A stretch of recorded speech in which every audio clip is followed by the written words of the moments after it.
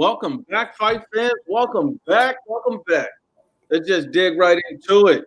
And I got my brother from another mother, D Jefferson. Salute, my brother. What up, Luke? Appreciate you having me on, bro. What's up, everybody? Let's get it. Let's get it. Let's get it, man. We got a lot to discuss today. Salute to Boxing Monster, Chris, Ignacio, Chin Smoke, LA, Skull Crusher. Salute to everyone, Gustavo, Soccer Training Club. Salute my people, Edgar, I see you. Salute Jay, Kevin. Salute Juan. Salute LB, Robert Hernandez. Salute. Salute everybody. RM. Salute everybody. OC, George. Look, I just want to make Xavier. I see you, my brother. You finally caught one today. Emmanuel Moreno, salute.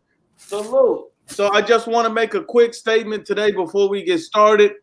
Just as a few public service announcements. Just a few public service announcements. You're absolutely right, Rob. This is the landlord, and we don't accept Section 8. We don't accept it. We need the straight cash. But look, let me make a few service announcements. Me, the IBFP, because I keep getting these same questions over and over, so I just want to answer these two questions first. The first question is, what group do I represent? The landlord represents the IBFP and only the IBFP. I don't represent anything other than the IBFP. That's all I represent. I'm not talking buddies, comrades, crews, friends, amigos, nothing. I represent the IBFP. That's what I represent. That's who I am, and that's me.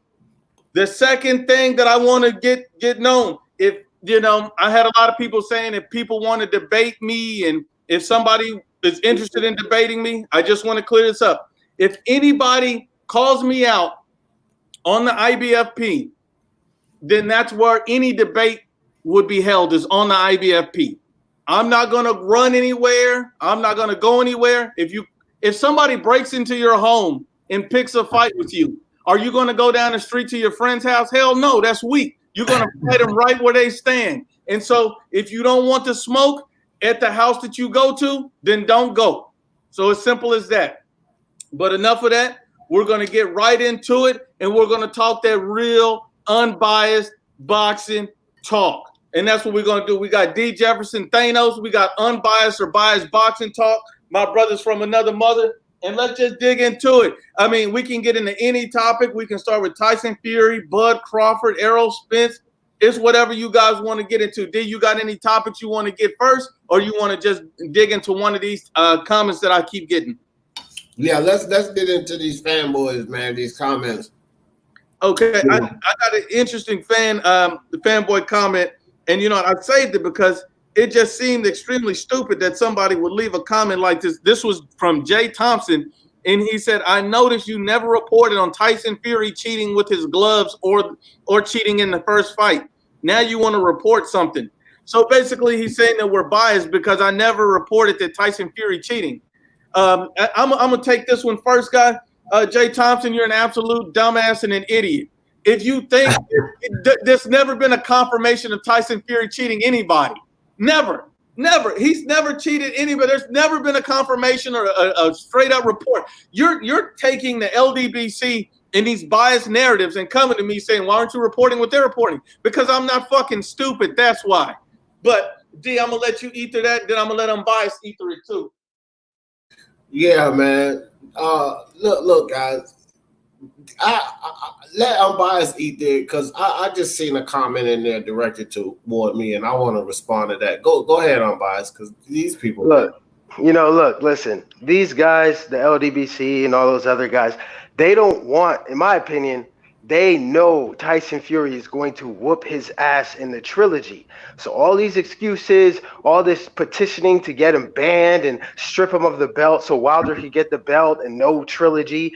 They don't even want Wilder to fight him in the trilogy because they know he's going to lose again. There was no cheating, all right? Look, the ref from the first fight said that he saw the gloves, NASDAQ signed off on it, and then in the second fight, there was no issue with the gloves. That was just an ass whooping. So I don't even understand why these fans can't get over it. Yeah, because they're idiots. But now I want to go to this question to, I guess it's Cali 26. He says, ask D Jefferson why he flipped on Spence. Right. Let me tell you something, Cali, you idiot. I've not flipped on Spence. I've not flipped on Spence. What I've done is what you guys can't seem to do with yourselves. I've kept it real on Spence.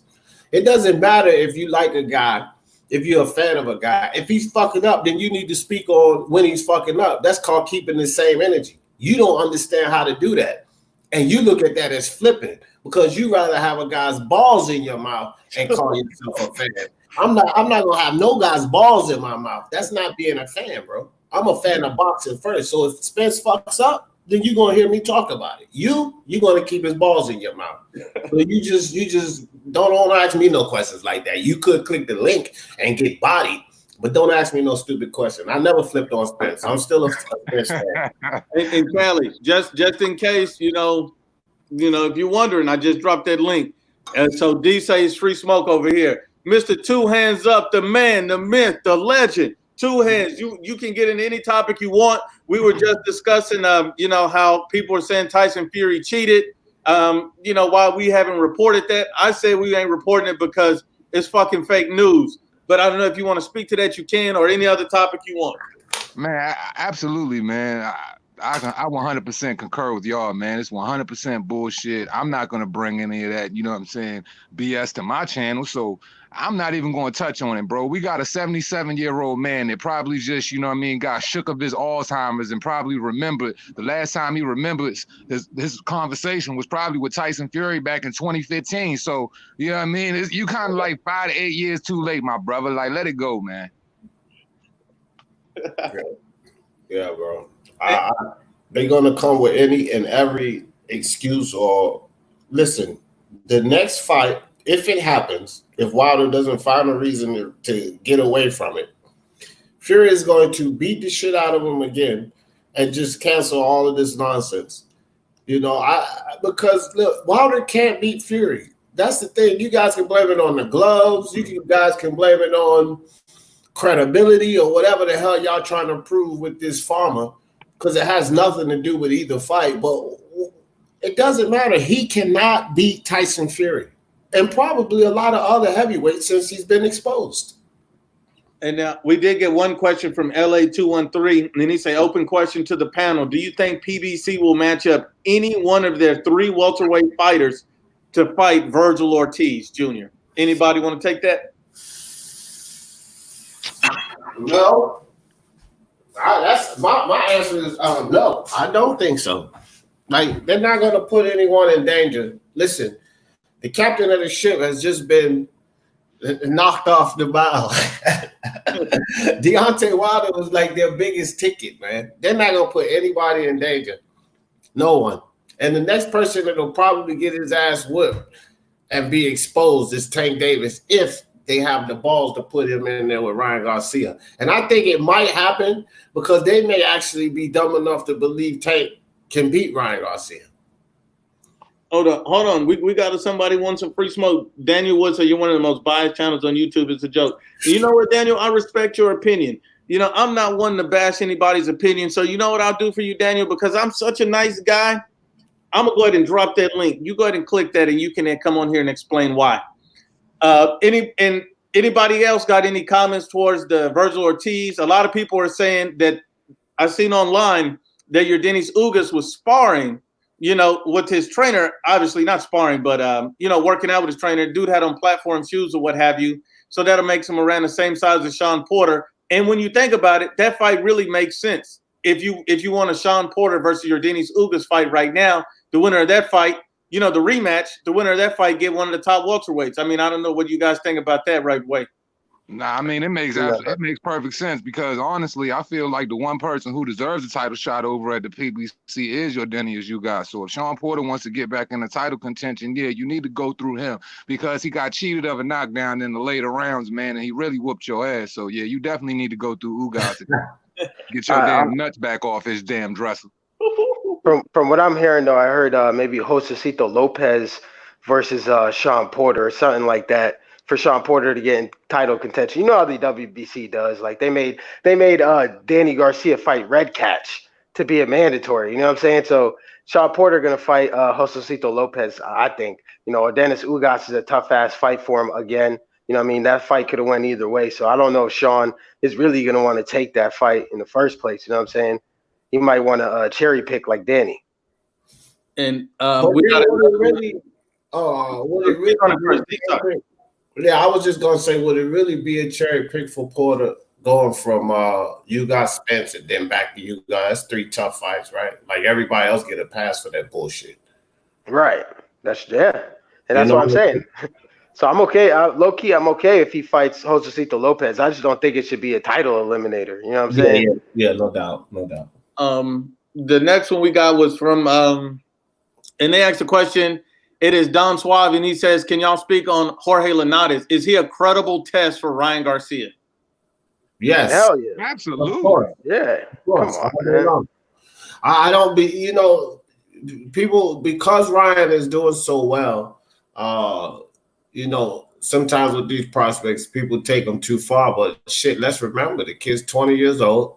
And he's still a prospect. So a fighter like Linares is a hell of a test, bro. Like, you know, just because we expect Ryan to beat the shit out of him doesn't mean it's not a good test.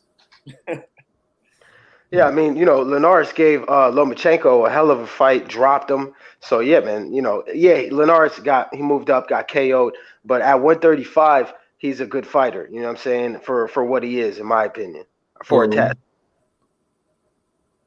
You want to speak to that, Two Hands, or you want to pass on this one? Oh, I'm in full agreement with y'all, man. You can pass on.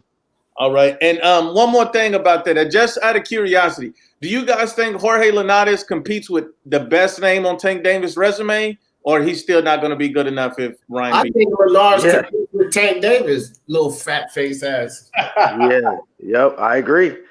Like, let's be real, bro. We seen Tank at 135. That power is suspect. Come on, man. Like, I think Linares has stopped Gamboa. To be honest, Ryan definitely stopping Gamboa in like less than 5.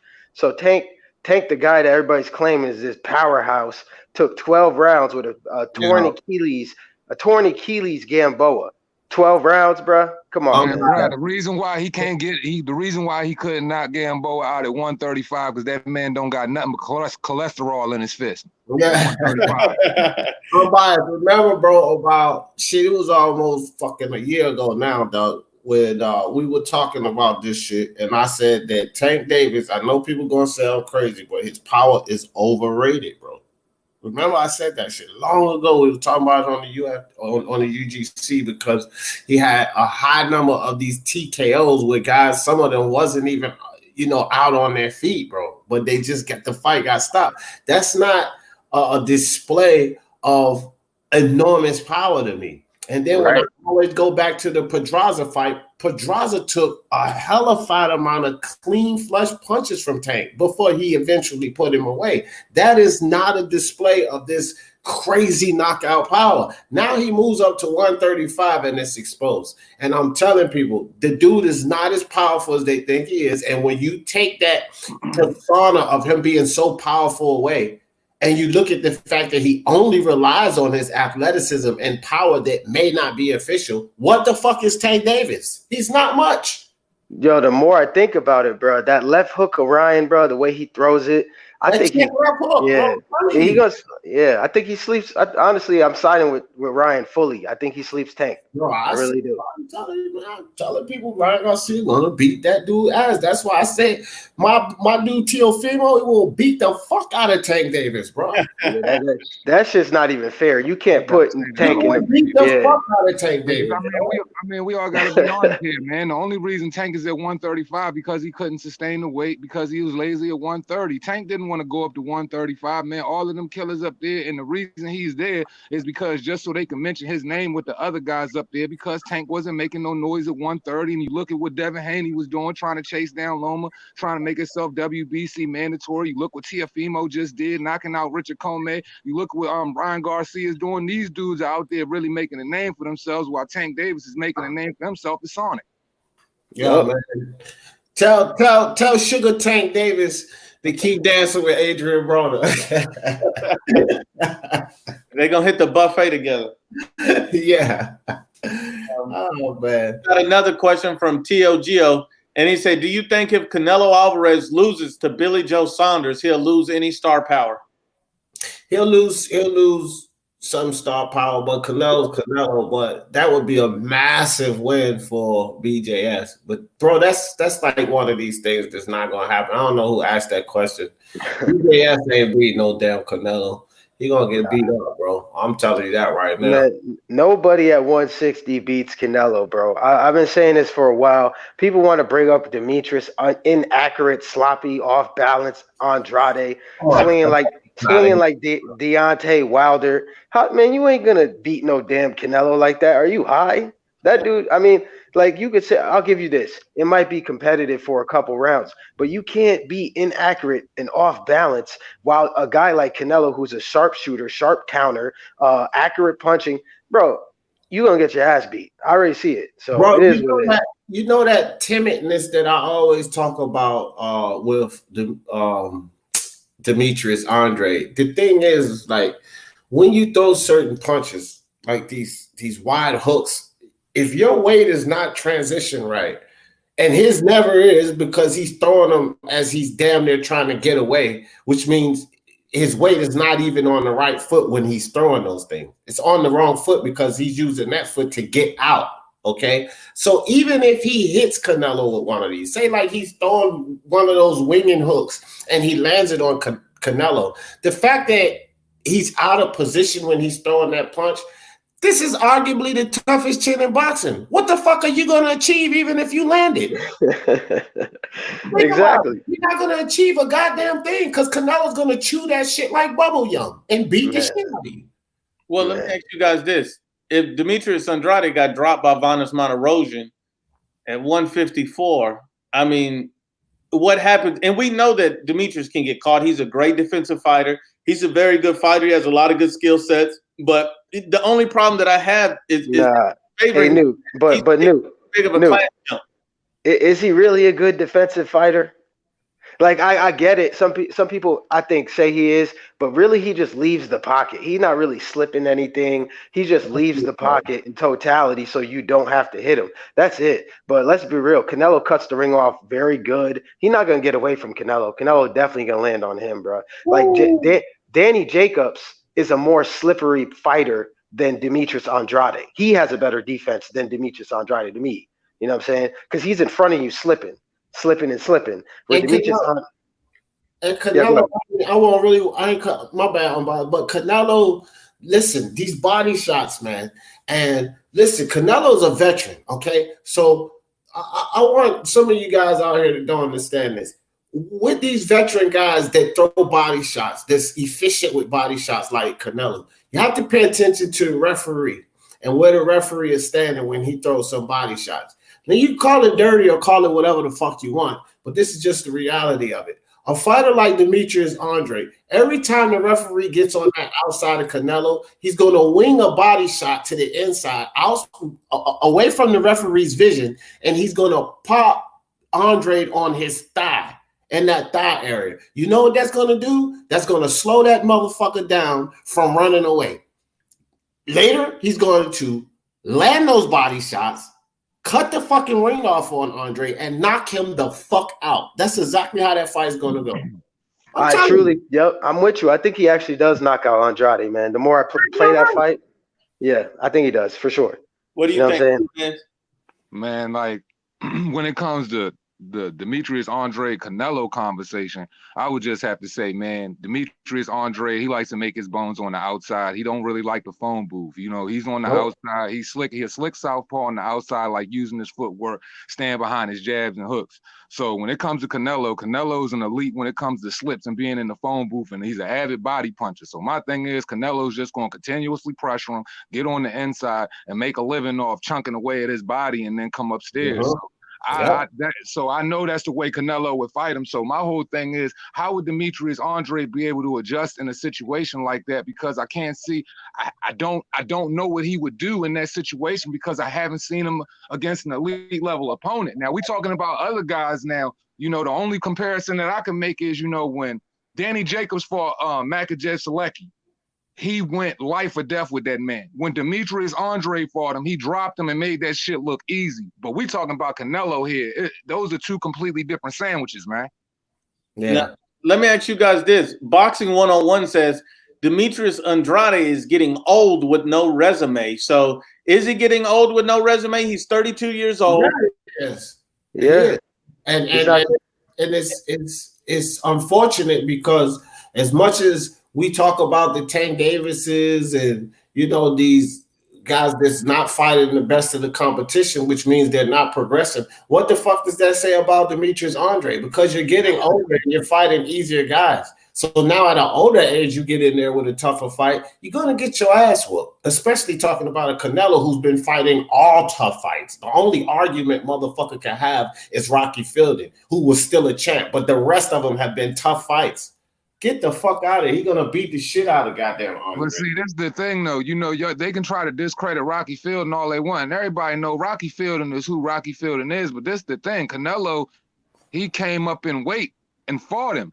Right. So I'm not going to sit up there and dog Canelo for going up in weight and fighting the guy who had the belt. Like, if anybody else would have had the belt and he would have fought him, like, you can't just sit up there and just shit on him for beating Rocky Fielding and taking his belt when he came up in weight and beat the man and did it, and then fought Danny Jacobs right after that who had a belt. Right. I mean, like, get off of it. Right.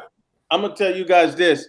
Is getting old with no resume dangerous? Look at Deontay Wilder in his 30s, and he had nobody on his resume. He had an old senior citizen in Luis Ortiz that he went life and death with in the first fight, and then Fury pretty much exposed him. Now, I'm going to ask you this. Is Jamal Charlo getting on? I think he's 29. Is he too old to not have anybody on his resume? Time is motherfucker right at the door with his foot goddamn get ready to step out. Because at 29, look, this is the year. This is the year for Charlo. He got to start fighting well. He's going to be in the same predicament. Man, in comparison, I'm gonna be honest. Jamal has faced better opposition than Andrade. Andrade ain't even fight. He didn't even fight Trout. He didn't fight a Trout. He didn't fight a J-Rock. At least Jamal moved up and fought a damn Korobov. This dude Andrade turning down Korobov fights and turning down the Derevyanchenko fight, pulling out of the Jamel fight. I don't know how people defend Andrade, to be honest. The reason why his career, his resume, it looked like that is because he didn't take the fights.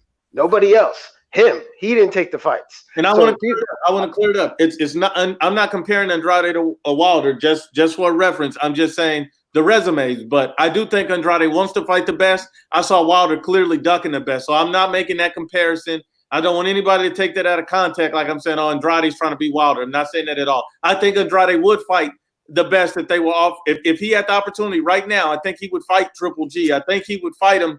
Even though he criticized people saying, "Oh, I'm not going to fight an old fighter," but he's still calling out Triple G. So, I still think he'll fight him, and I think the fight still makes sense. Will be competitive, and it could almost even be a 50-50 fight. But Nuke, let me ask you this though: if a motherfucker is calling out a guy that he know won't fight him, then what are you really doing? Because Demetrius Andre and every fucking body else know Triple G ain't gonna fight none of them. He ain't gonna fight Charlo. He not. So why you calling out a guy that you and your camp, everybody in boxing know he ain't gonna fight you?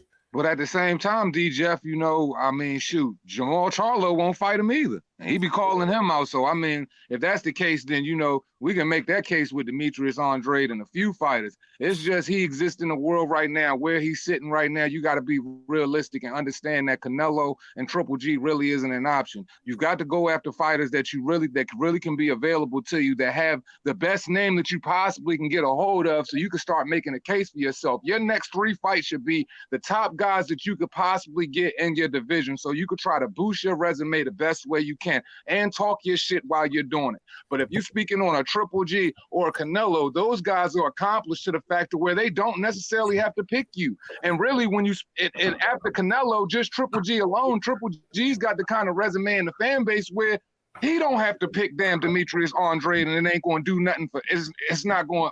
People not going to hold that against him. Right. Well, my Right, thing and I mean, also Triple G's been fighting for a long time. He's been in tough fights. Like, if we're being honest, Andrade has not had a tough fight really in his whole career, besides being dropped by Vadas Martirosyan. You know what I'm saying? So, in actual reality, again, this dude turned down a Derevyanchenko fight. Andrade did. That's a right. top guy. That's a top guy in the middleweight division. So Right. you turning down Derevyanchenko. You turning down Korobov. These guys are now. I mean, Korobov, seeing the way he pieced up Jamal, he's actually looked at in the top 10 at the middleweight. You could have had those two on your resume already, but you didn't. So again, man, with Andrade, he to me, like, his fan base to me is retarded. Because how the fuck are you gonna sit there and cape for a guy that really doesn't want to be great or legacy? Or he would have took those fights. He would have took them. Right. So I'm not even trying to hear it from his fan base. I'm not at I'll be all. perfectly honest, Andre everybody. can demand minimal from these other fighters because, bro, you're a champion, yes, but you're a champion with a dull ass resume. So you still have to build as a champion. You have to defend well. Defending against fucking Seleckies and guys like that, bro. Ain't nobody trying to see that shit. I don't know. I wanted to It's see just Shalecki. I'll be honest. I think Shalecki underrated for real. The Shalecki sound just like didn't tell. it sound like he just want a payday, bruh. Because how you turning down on Derevyanchenko and then Korobov, but all of a sudden, oh no, but just give me Canelo. You just want fucking money, bro. That's That's what I'm that's saying, what it man. looks like to me. Like, You I have can't, to be fucking, man. you really have to be realistic. And even though, you know what I'm saying, even with turning down those opportunities like Demetrius, that's what I'm saying. Demetrius Andrade has to be realistic at the current position he's in his boxing career. You need to go after Sergey Derevyanchenko, especially after what happened with Triple G when people arguably say that he won that fight. Or you're gonna have to go after a goddamn Matvey Korobov. Like I said, you're going to have to go after the best guys that you possibly can get a hold of, because the same old excuse about this guy won't fight me or that guy won't fight me, you're talking about the two usual suspects that really are out of the stratosphere as far as popularity and as far as namesake when it comes to a person like you. And that's not taken away from your skill set, but let's be perfectly honest here. Yo, I mean, but two those guys hands, are but two hands, two popular, hands, you're not. but two hands. Let me ask you something. If Demetrius Andrade would have fought Jermel, if Demetrius Andrade would have fought Korobov, if he would have fought Derevyanchenko, He would wouldn't be in he? the position he's in now. Thank you. Thank you. That's all. That's all I'm saying. He made his bet. He would be a name. And then I see people comparing Demetrius Andrade to Terrence Crawford. That's like a slap in the face to Terrence Crawford. That's disgusting. Terrence Crawford, he would never turn down a Keith Thurman fight. He would never turn down a Danny Garcia fight. Terrence Crawford, to be a name in the division that he was, took a fight on 2 weeks' notice, jumped up a weight class, and fought Breedis Prescott. Right. This and dude the thing about Terrence Crawford that man, makes it completely worlds apart is the fact that Terrence Crawford won all of the toughest opposition in every weight class that he was in. Right now, he's at 147. He wants all of the fights at 147, but they're just not willing to jump in the ring with him, period. The difference between Demetrius Andre just didn't fight all of the toughest opposition in every weight class that he was in. I don't care if you're a multiple weight class champion or not. You didn't take all of the tough guys that were around you. And that's the difference between you and Terrence Crawford, bro. You can't be mentioned on that level, fam. And the fights were offered to him, which makes it worse. They were offered to him. And here's another thing. Demetrius Andrade, I got a question in the chat. LA213 says, this is news to me. When was Andrade offered the Derevyanchenko fight? So I just want to clear this up. Demetrius Andrade was offered this fight on the undercard of the Billy Joe Saunders versus David Lemieux. He was offered that fight, and he withdrew from that fight. Said he didn't have enough time to train. So he said he had already agreed to the fight, and then he pulled out and said, well, I don't have enough time to train, passed on the fight. We'll have a black, so I thought I just rolled up. So that's what happened. Man, it all boils down like this at the end of the day, man.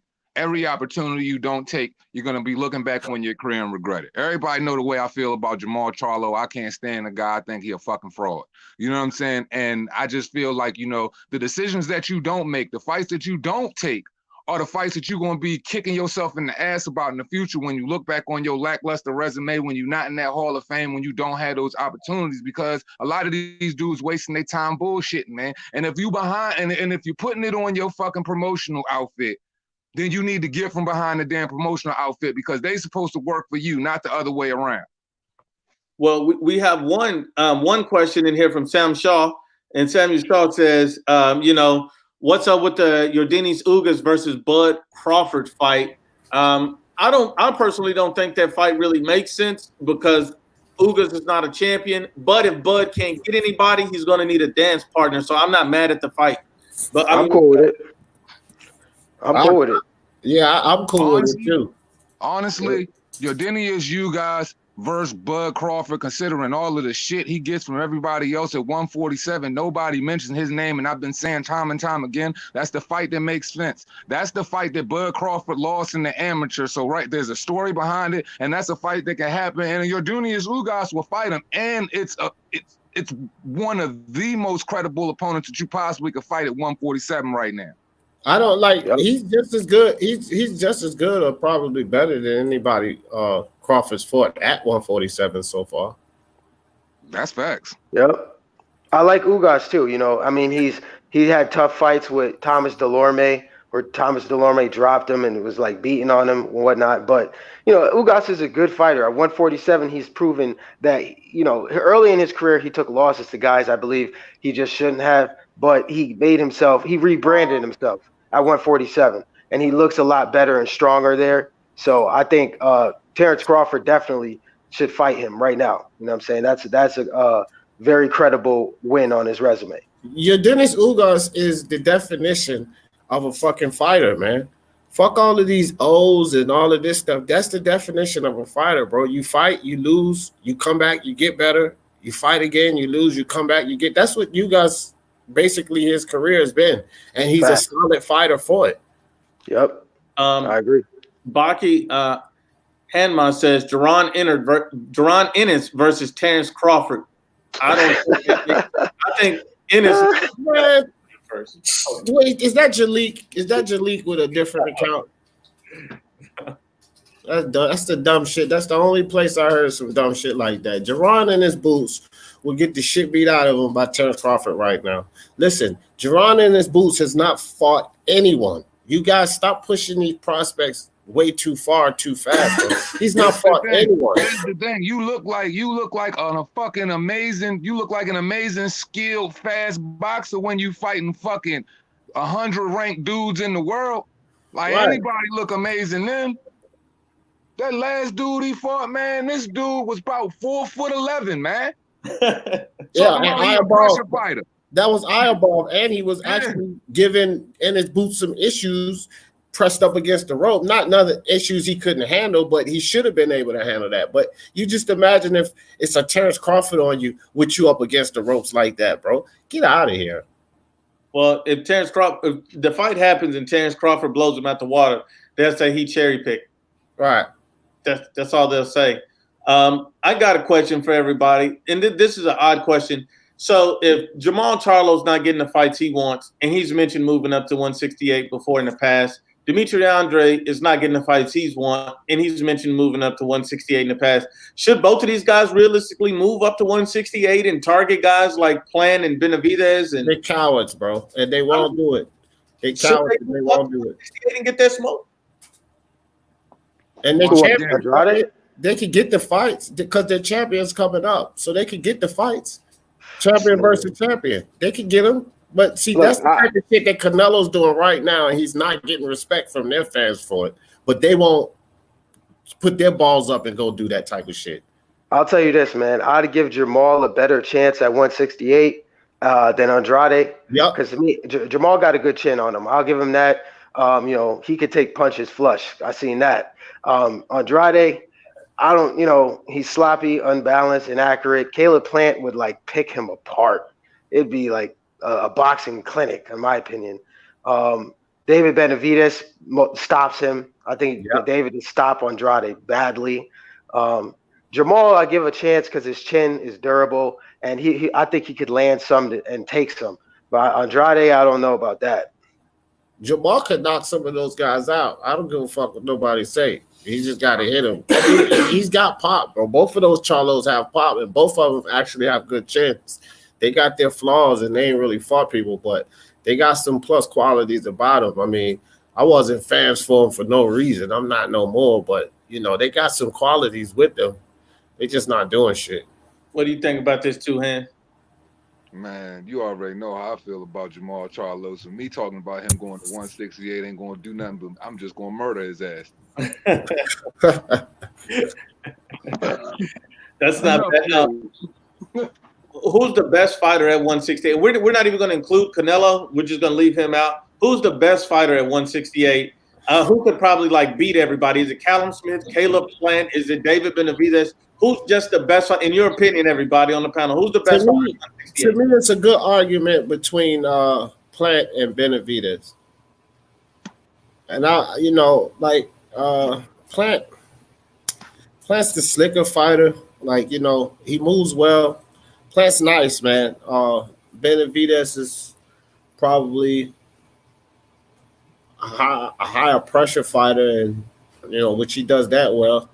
I would say between those two guys, I would accept one of those two. I don't think that Callum Smith and BJS Man, beat I'm everyone. just going to put it like this. Since we already know that Canelo is left out of the conversation, I'm going to just straight have to say it like this, man. David Benavidez is going to be the biggest problem to all of them dudes because none of them got a punch to keep motherfucking Benavidez off their ass. That's a dude with murderous intentions that's going to come through. You've seen him fight Darrell. Darrell's an excellent boxer, and you seen how Darrell was boxing there. Yeah, he looked good for about 6-7 rounds till that nigga started chopping down on his ass, beating blood up out of him all in the damn front and second row.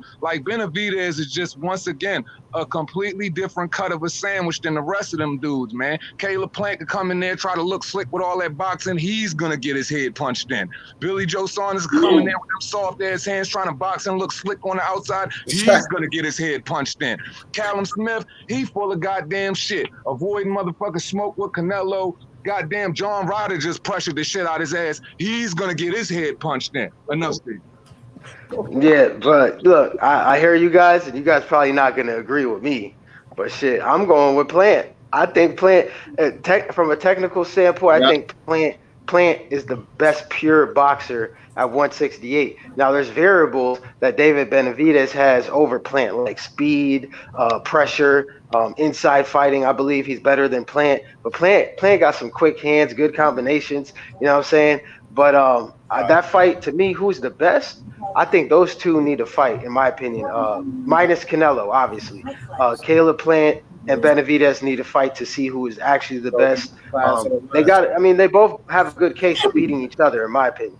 See, the reason I rate Benavidez all over all the rest of those guys, because there's one thing that those three guys have in common, and I would say Callum Smith, you could probably say, is more of a little bit of a boxer puncher. But one thing that I would say that all of those guys got in common and David Benavidez don't have, all of them are slick boxers. And the worst and the biggest enemy to a slick boxer is a pressure fighter. And that motherfucker David Benavidez, man, is like Jason Voorhees on cocaine, man. Oh my goodness. I think it's a close fight. I think I could see it both ways. I could see Plant, taking it to Benavidez and outboxing, but I could also see Benavidez stopping Plant altogether because Plant is there to get hit at points. So I can make an argument either way. I think it's a great fight. I think it needs to happen. I think when it does happen, I think there's going to be a big rematch because I don't think the first match is really going to settle everything unless Benavidez stops him. And I don't think Plant is stopping Benavidez in no kind of way. I just don't see that happen. I think, Benavidez can win off of stoppage, but I don't think Plant can. I don't know. What do you think? Why do you think PBC is holding up that fight? Because it's one of the only major meal tickets that they have. And, especially with this Cox Cable deal, in my opinion, those are the type of fights that you're going to have for it. And, they're cream of the crop. They're going to have to try to stock them up for, their Cox Cable card. Because realistically, they have slim pickings over there, man. They're doing the best they possibly could do with what they have. And we see the best they could do. We see the best that they're trying to do. And it ain't really that much of a valiant effort.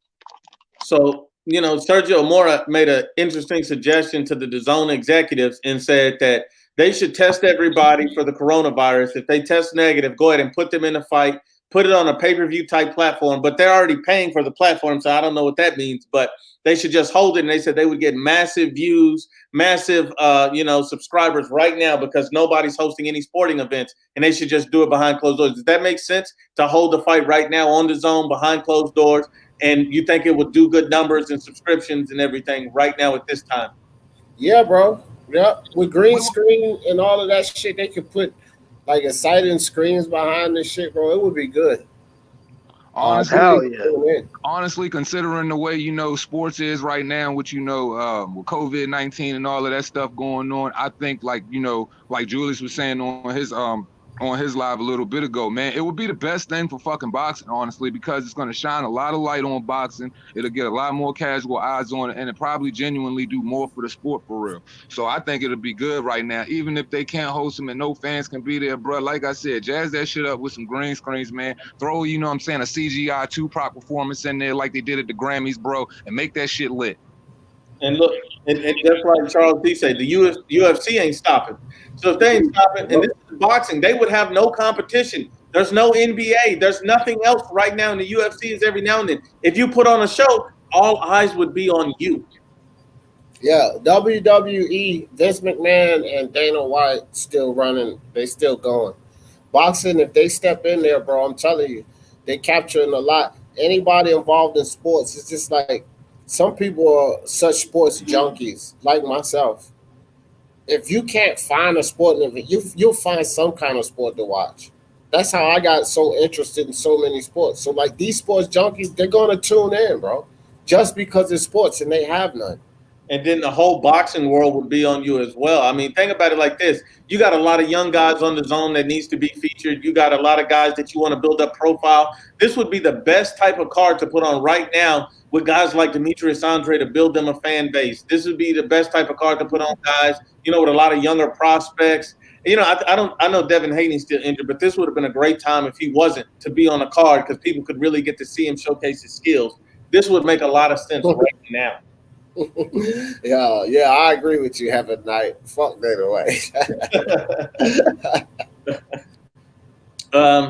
Let's get to another topic, fellas. Do you guys got anything you want to say about anybody, or you want to talk about the heavyweight division? I still think Anthony Joshua. I know a lot of people are kind of shitting on Anthony Joshua. I think he's number one in the heavyweight division. I think a lot of people are being prisoners of the moment and putting Fury up there. That's no shade at Fury. That Fury's still an elite fighter. He's a top fighter. I just don't think that, I think a guy like Anthony Joshua who's dedicated to the sport, who's willing to make the adjustments needed, I still think, and not only that, he's put in the work to win all these belts.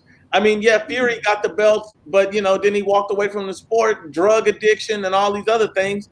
I just think, Anthony Joshua earned the number one spot. And I didn't think the winner of Wilder Fury was ever going to be number one until they saw Anthony Joshua. Until you beat him, you're not number one, in my opinion. I mean, what do you guys think? Well, absolutely, man. Go ahead, D. I'll come in after you. No, I mean, I can't, I can't argue with anybody saying my guy number one, but I can surely accept the fact that Anthony Joshua is number one. Like, I wouldn't argue with Nuke or anybody else to say, nah, man, Joshua got to be number one. I'm a Fury fan, bro. He beat Wilder. He got the WBC and the Millennium. My argument would be that when you look at the two best wins, of course, overall resume, Joshua got it, but Fury has put it in the two reigns. And he's, so I'm going to make my arguments about why he's number one. But if somebody say Joshua's number one, you can't argue that, man. Joshua's doing what he's supposed to do. He's calling out all smoke. He showed great heart to come back and take his belts from Ruiz. So, I mean, you got to accept that. I mean, look, I just think people got to be honest here, and they just got to take the fanboy intentions up out of it, man. Anthony Joshua is a top elite. He's in the top elite heavyweight for me personally. You know what I'm saying? I rate him above the other heavyweights in the division. And, it just all goes back to, it goes back to style. It goes back to nuances. It goes back to, power, pop, you know what I'm saying? Like, and ability.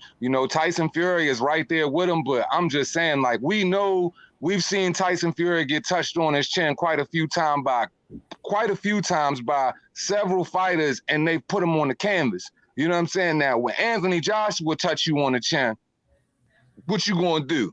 You know what I'm saying? It's just like I said, I rate Tyson Fury and Anthony Joshua 1 and 2 right now. But when it comes down to it, man, I just think Anthony Joshua is just the top dog of the division. He's young, you know, Tyson Fury is young as well, but there's a lot Anthony Joshua is still willing to absorb, and his athleticism, he can pick up so many different styles and nuances, but it's just a lot of things that he probably hasn't even revealed to us yet in the ring. Yo, for me, I think I got AJ 1A and Fury 1B because to me, AJ has fought better competition on a consistent basis, whereas Fury, what he likes to do is he'll fight a Klitschko and then fight a bunch of bums after that, and then he'll fight he'll come back, fight Deontay Wilder, or no, before that, fight a bunch of bums, then fight Deontay Wilder, then fight a bunch of bums again, and then fight Deontay Wilder. So he hasn't had a consistent level of good fighters. He's just fought, in my opinion, 3 good fighters on his resume. Unbiased. Hold on, Unbiased. I don't want to interrupt you, but Charles D asked a follow-up question to your question. So if you have him 1A and 1B, who's number 2 in the division? I'm gonna give that to you know what? I'm gonna give that to between White or Wilder. You know what? I'm gonna give it to Wilder. I'll give it to Wilder. Wilder's number 2 for me, and then Dillian White's number 3. You know what I'm saying? Then Ruiz. So. Man, those guys are top 5 for sure. I don't care how you bunch them up. You gotta have Fury and Joshua 1 and 2, and I don't really care how you bunch the rest. But those guys are top 5. Yeah, for me, I would have to say Anthony Joshua 1A, Tyson Fury 1B. I would have to say I would rank Dillian White at second place. Then, you know what I'm saying? I'm basing mine off of skill set, my top picks. You know what I'm saying? Then behind Dillian White, I would have to say Andy Ruiz, because Deontay Wilder, all of those guys can fight with pressure. It's already been exposed, put Wilder on the back foot. Wilder's a fish out of water. He don't even know how to defend his head or his body. All of those guys, you know what I mean, put pressure on the front foot, and I just don't think Wilder could beat any of them. The only reason I put him at number 2 is because Wilder was a champion, so I'm gonna at least give him that respect. But if my personal belief, I think Dillian White does beat Deontay Wilder. That's just my opinion. And if it happens, then obviously I'm gonna put Dillian White over Deontay Wilder for sure. Bro, after this trilogy and Fury beat his ass again, he's out of the top 5. Period. Like that's another thing. Cause I don't give a fuck that it's Fury that did it again, but like when Fury whoops his ass again, not if, but when, he's out of the top 5, bro. Well, my team over yours says Ruiz is before White because Ruiz beat Joshua, White lost to Joshua, but also White beat Parker and Ruiz lost to Parker. So you can make that same argument both ways, I guess. Right. Yeah, you can't use that. And I just want to debunk this. 2 hands, I'm going to let you do this one, man. Luis Gomez says Joshua Chin is still suspect. Do you believe his chin is suspect? How is Joshua's chin still suspect? And how do you rate an individual's chin? Because if you look at the other 2 top heavyweights in the division outside of Anthony Joshua, those guys have been dropped by so-called smaller punches. Anthony Joshua's taking on more of the top guys in the division, guys that are punchers. And the only guy that has truly put Anthony Joshua on his back was Vladimir Klitschko, who is a very solid puncher. Andy Ruiz didn't knock Anthony Joshua out. He didn't knock him down with one shot. It was a shot that knocked his equilibrium off behind the ear, and it was a barrage of punches when his legs were spaghetti, and it sat him down. Anthony Joshua clearly has a chin. So I don't know how you rate it, because if you're rating these other guys' chin, what are you rating that based off of? Because we already know that Otto Wallen had freaking Tyson Fury dizzy when they met up. We already know that Steve Cunningham put Tyson Fury on his back. We already know that Deontay Wilder, he barely got tapped by goddamn Dominic Brazil, and he went real into the referee like a scared damn child running home to his mama. Like Eric Molina got dropped by Harold Sconiers. Molina. Deontay Wilder got dropped by a guy with a 23% knockout ratio and Harold Sconiers, bro. Like, let's be serious here, man. Eric Molina buzzed him. So, come on. Yeah, and let's not forget he just got stopped by pillow-fisted Tyson Fury. At least that's what he called him, pillow-fisted Fury. And let's not forget, Johan Duhaupas had Deontay Wilder on the back foot all night. Yeah, and that's why I think. I mean, listen, Big Baby Miller is a PED user. He's a fat piece of shit. But I even think his fat ass, if he was just to sit there and just walk forward on Deontay, use 300 pounds and just lean on him with his skinny ass legs, it might snap them bitches. So look, I think Big Baby Miller has a chance to beat Deontay Wilder too, if he can get past. You Yeah, know, because that's he the can only way absorb Big a Baby lot of Miller fight. punishment too. He shovels that shoulder at an angle, he shifts inside, and he shoots that jab out there, and he punishes that body. He never stops moving forward. He breaks you down over rounds, and then he puts you on the floor. Yeah, and he can absorb a lot of punishment, man. Yeah, he got the head of a goddamn a damn school bus, man. I mean, he was taking shins and knees to the head. Absolutely. You know what I mean? That kickboxing background, man. Yeah. Ralph Unreal says Baby Miller is the next champ. There's been talk that Baby Miller could face a guy like Oscar Rivas. Oscar Rivas is an underrated puncher and fighter. In my personal opinion, I think Miller without the peds and Oscar Rivas, I'm picking Oscar Rivas. That's my opinion. Hey, man, that's a good fight. Tend to go away from the fact that Big Baby Miller does not protect his head at all. When you're talking about a puncher like Oscar Rivas, he's not going to be able to get punched by Oscar Rivas 3 minutes per round all night. Man, Oscar Rivas will knock his ass out, man. That's a tough ass fight for Big Baby Miller. I don't know why he would take that. I don't know why he's taking that fight, but they're not saying that would be next. They're saying they would work up to that fight. I'll pick. I mean, I'm gonna lean toward Oscar Rivas too, man. I'm gonna be honest with you. But Big Baby Miller, you know, that punch output that he has. I mean, now it's questionable because you know PEDs. But yeah, man, that punch out was off Nandrolone and D-ball. Shit. So you never know what you're gonna get now that he's off the PEDs. So, but I'm gonna favor Oscar Rivas for sure in that fight. Yeah, because you know you look at a guy like Jarrell Miller. He didn't shot the entire pharmacy into his veins, so I can't take any fight that he's ever had at face value. Exactly. Yeah. Y'all, I was gonna ask, man. Or I was not gonna ask. I was just gonna see what you guys think, man. Why are these Deontay Wilder fans basically saying that they don't want to see the trilogy? They just want Wilder to get his belt back. Do they think like? Do they feel like Fury doesn't deserve to even fight Wilder because he's a cheater, or they don't believe that Wilder will actually win in the trilogy?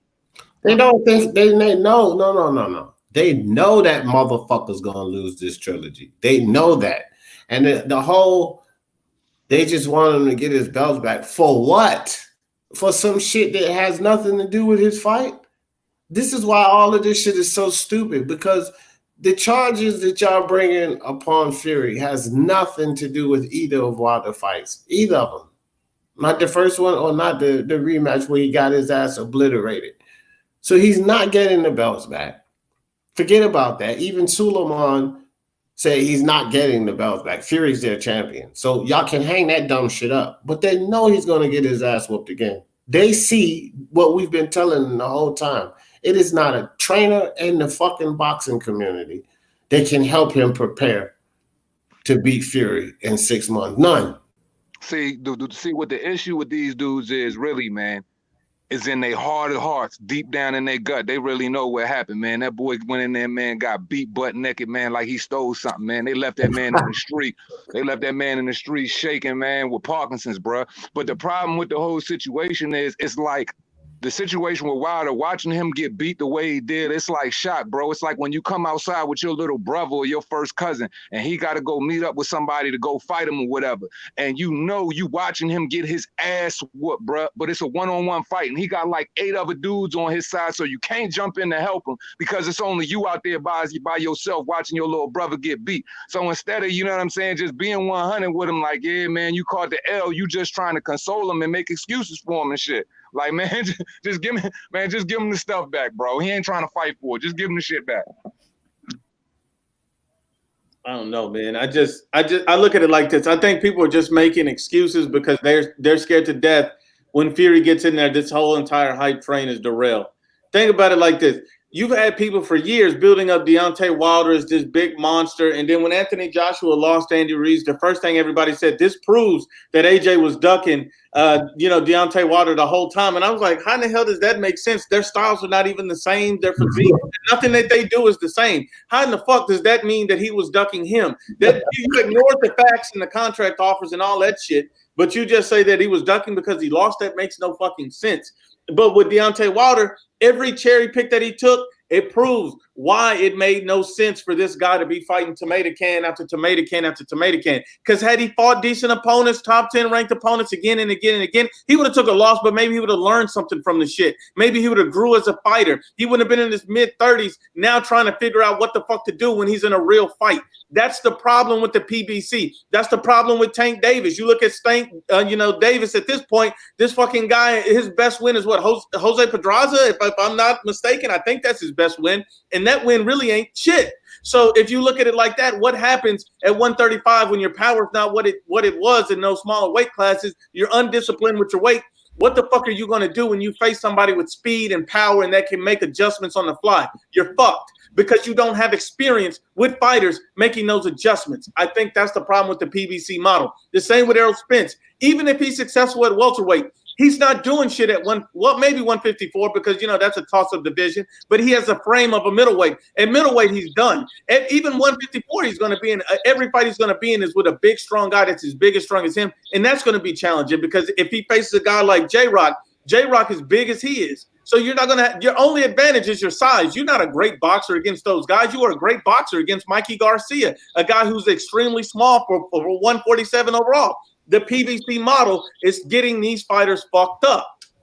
Because when you've created your whole when you've created all of your narratives around the fact trying to pump these guys up, saying they top pound for pound fighters, trying to exalt Errol Spence, but then you watch him go in the ring with Sean Porter and get, normalized and get beat, battered, and bruised all night and stuff like that. You try to walk away from the Terrence Crawford match like you don't want to make the fight like it's a side of the street conversation. Or when you watch Deontay Wilder get washed and you've been caping for this guy for so many years and you know he isn't who he say he is, so you really don't want the rematch with Fury. You'd rather talk about all of the delusions and the glove gate BS and all of that. The fact is, they know these guys aren't who they say they are. They have not been tested in the line of fire, man. And if it really came down to it, they know those dudes will get gunned down. So they rather just run with narratives and excuses than be realistic about what it is, man. Because then they would have to admit that they was fronting too, and they definitely ain't trying to do that.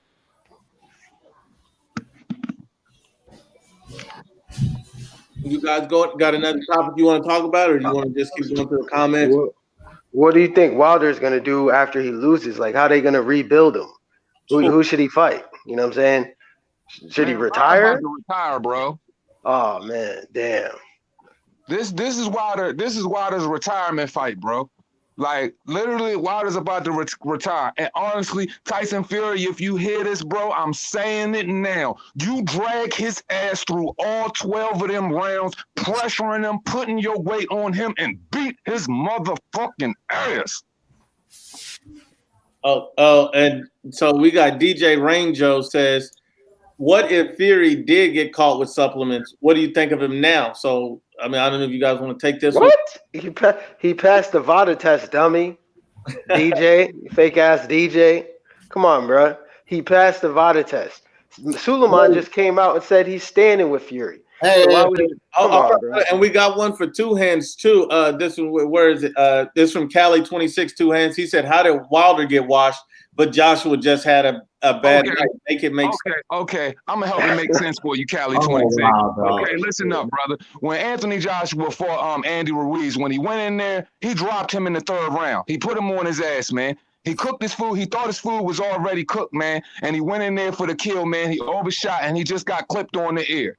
So you can see the adjustments he can make there. Because clearly, if Anthony Joshua would have just stayed on the outside all night, just boxing his head off and just lived off that third round knockdown and just didn't overcook the beef, he would have just easily won that match. So when you look at Anthony Joshua's fight, you already know that the adjustment could be made in the immediate rematch for him to win and get his belts back. Now, when we look at Deontay Wilder, Tyson Fury ran up to him as soon as the bell rang, put pressure on him, beat him, gave him a crump 1-2 all night, knocked damn Kool-Aid blade out that man's ear and put him on the ground with a body shot. Deontay Wilder didn't know how to defend himself. All he did was make left turns on the back foot all night because he got the fight beat out of him. So what I'm asking you is, what adjustments can Deontay Wilder make in the next 4 months to beat Tyson Fury? Because clearly he cannot.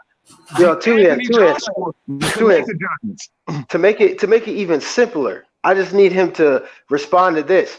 At what point in that fight, in the rematch of that fight, did you say, damn, Deontay Wilder is winning this? See, the AJ versus Ruiz fight, I was like, okay, AJ's winning this. He's about to win. You could say that. You, at no point in that rematch could you have said Deontay Wilder is winning this fight. That shit was an ass whooping from the bell until his team threw in the fucking towel. So I don't know what you're talking about. That was a punishment beating. That's what that was. Man, it was like Deontay Wilder just didn't know left from right all night, and all Tyson Fury was doing was putting him on the back foot and just giving him muscle memory so he know how to make left turns when he jump in his car in the evening. Because all that man knew how to do was go on the back foot and turn left. He just got beat up all night. So when you look at that fight, you can't make adjustments, man. He can't. There's nothing he can do to make adjustments. Wilder doesn't know how to defend himself. He don't even know how to throw a jab over the top of the pressure when he's on the front foot. Deontay Wilder is just a fish out of water, man, in this thing called boxing. And the fact is, this wasn't a fight where he was protected. It was a co-promoted event with Top Rank, and he just got exposed by Elite Fighter. That's what happens when Wilder's in a real fight. He gets his ass wazazuk. That motherfucker, he don't even know how to go backwards. He was taking his lead foot and going backwards with his lead foot. That's how bad of a boxer Deontay Wilder is. And this is why I think Ruiz gets him.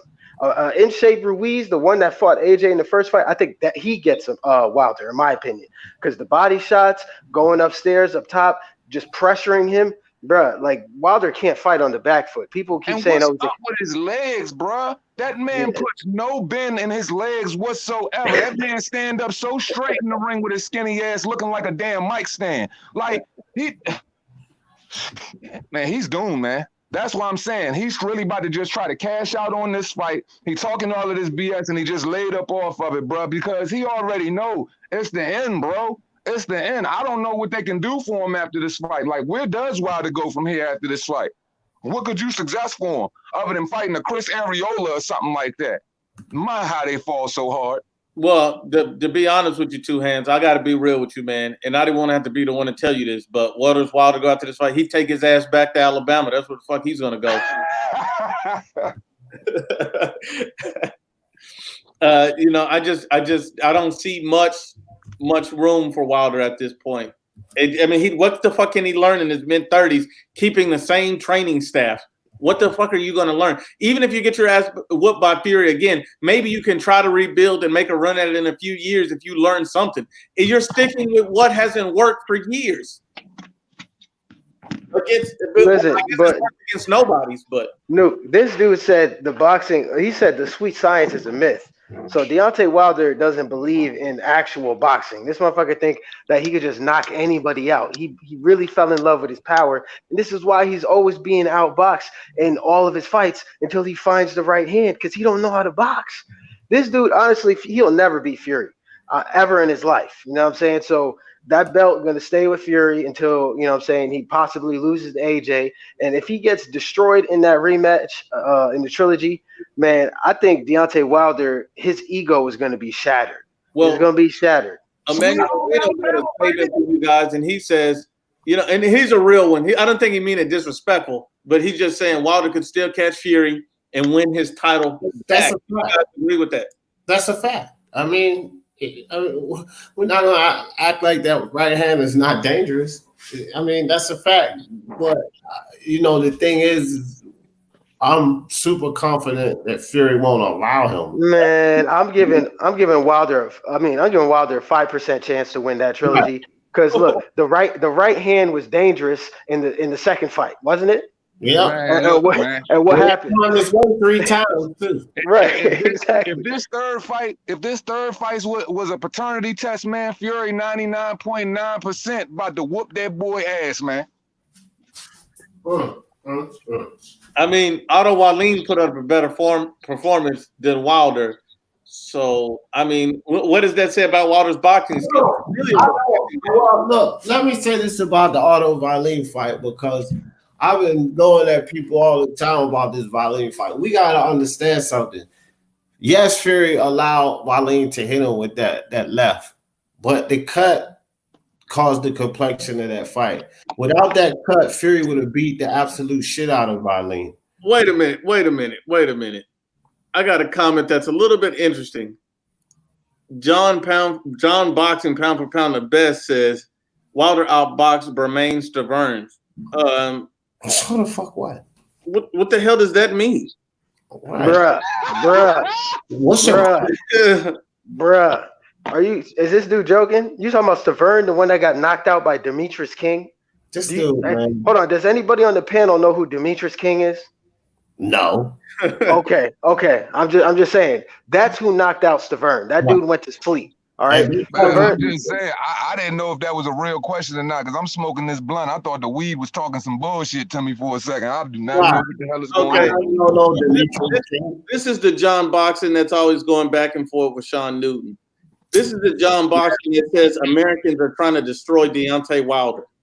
Yeah, that's a John Boxing that's a fucking idiot. You idiot. Get out of here. That made no sense. So if you're on, look, John, I ain't got no problem with you, man, but that seemed like that don't make no sense. That was a garbage truck juice of a statement. But I'll give you a chance, John. If you feeling froggy, you can jump. I'm gonna drop that link. And see, this is the thing, man. People keep saying Wilder has a chance. People did not pay attention to what happened in that first fight, and they damn sure didn't pay attention to what happened in the second fight because Fury made it he made it a point to do it while he was on the front foot in the second fight. Did you pay attention to what Fury was doing with his feints with his right hand? Yep. All he was doing, he wasn't fainting. He wasn't fainting in Wilder's face. He kept the right hand bothering Wilder's right hand. He kept patting Wilder's right hand to keep his right hand busy so he wouldn't get the right hand off. So as soon as he did that, he jumped on him, got inside, and started beating him up. All Fury does is take the right hand away from him every time, bro. He's not going to get that off fighting on the front foot, bro. And with another 4 months inside of that crump fighting style, bro, it's just going to be like... Man, look, dog. It's not only that, Mr. Two Hands. If you watch the fight, which I've watched the fight probably like 6 times, there are times where Fury is to the point now where he can just about anticipate the right hand. He knows when Wilder's going to throw it, dog, which is even worse for Wilder. And there's no fucking way these ridiculous Wilder fans are watching this. But if you go back and you watch that fight, you can see Fury twitch or prepare to move before Wilder even throws his hand. He knows when he's about to throw that hand, bro. This is why he caught him with it 3 times, but never flush enough to do any damage because Fury, he has the timing on it. If he has the timing on your most valuable weapon and you can't do shit about any of his arsenal, what does that mean? Bro, it's so easy to see it, bro, because it's a small stutter in it. It's a small stutter, and then he goes with that left and then comes with that right cross, man. Wilder preloads that shot every time, bro. And like Fury, like I said, when you're an elite level boxer, man, and an elite level defender, because a lot of things people tend to disregard is the fact that Fury in boxing history is the least hit heavyweight in history, bro. He does not take no damage whatsoever, bro. Like, I think it's something crazy like 23 to 28% like of him getting hit or some shit like that. Like he outrageous with it. So it's just like, man, when you're an elite level boxer, bro, and Wilder knows the bare minimums, bro, it's not gonna happen. You can't sit there and throw that 1-2, 1-2 all night and think you're gonna have success in the third damn fight. It's not gonna happen. It's not gonna happen. I don't know, man. I don't know. What do you think, D? Speak on it. Hey, man, look, the fanboys just need to stop the bullshit, accept the fact Wilder got whooped badly. He cannot recover, at least not against this guy. His only chance of recovery is pulling out of this fight and going back to the basics, taking about 3 fights before he fights any of the top 5 heavyweights because they're going to beat the shit out of him. Ooh, D, I'm glad you said that. Okay, so... If Jared Hurd and Julian J. Rock Williams just got beat up by Jason Rosario and, you know, Jared Hurd lost to J. Rock and they didn't take the immediate rematch, and they, you know what I'm saying, sat down and went back to the drawing board. Wilder has way worse skills than both of those individuals, and he's not going back to the drawing board against a Tyson Fury, and the fighters that they fought were way less than Tyson Fury. Right. Yep. Yeah. See, they want a glory story like Anthony Joshua, but the problem is Wilder's not a fucking Anthony Joshua, because Anthony Joshua fought the right fights while coming up. Wilder didn't. So it's not going to be no heroic comeback story like Anthony Joshua. Another thing, after Anthony Joshua won the last fight, he made that videotape and he meant every fucking word in it. He accepted his loss. Wilder hasn't accepted shit, not Wilder or his fans. So he has a recipe for disaster, whereas Anthony Joshua had the recipe for success. It's not going to happen the same, bro. Hey, but D, since Fury cheated and that's why he won the fight, right? This should mean Deontay Wilder is gonna win in the trilogy, right? Wilder ain't gonna win shit. Even if Fury did cheat, if Fury didn't cheat, Fury could come to the goddamn ring after going to the bar the night before and beat the shit out of Wilder, because he flat out has no skills. Fury has him figured out, and he's a far superior boxer, bro. It's over with. Taco K says he wants some smoke. So if you want some smoke, you know, just hey man, just give me a fact. I'll let you on, and I'm gonna tell you. I'm gonna drop that link. Tell me what you want some smoke about, who you want smoke with, and we can get it going. I think he was joking. He said, "Fuck that, a blunt." Okay. I just want to make sure we good on that. John, we will. John's back. John says we always say Theory is a better boxer, but you can't win a medal without knowing how to box two hands. Get the fuck. Look. Oh my God. Yo, why did you? What era of fucking boxing are we in right now? When did fucking Wilder win his goddamn medal? He won his medal in the most lackluster time in fucking boxing right now. Wilder is a 6'7" individual with a crazy ass break.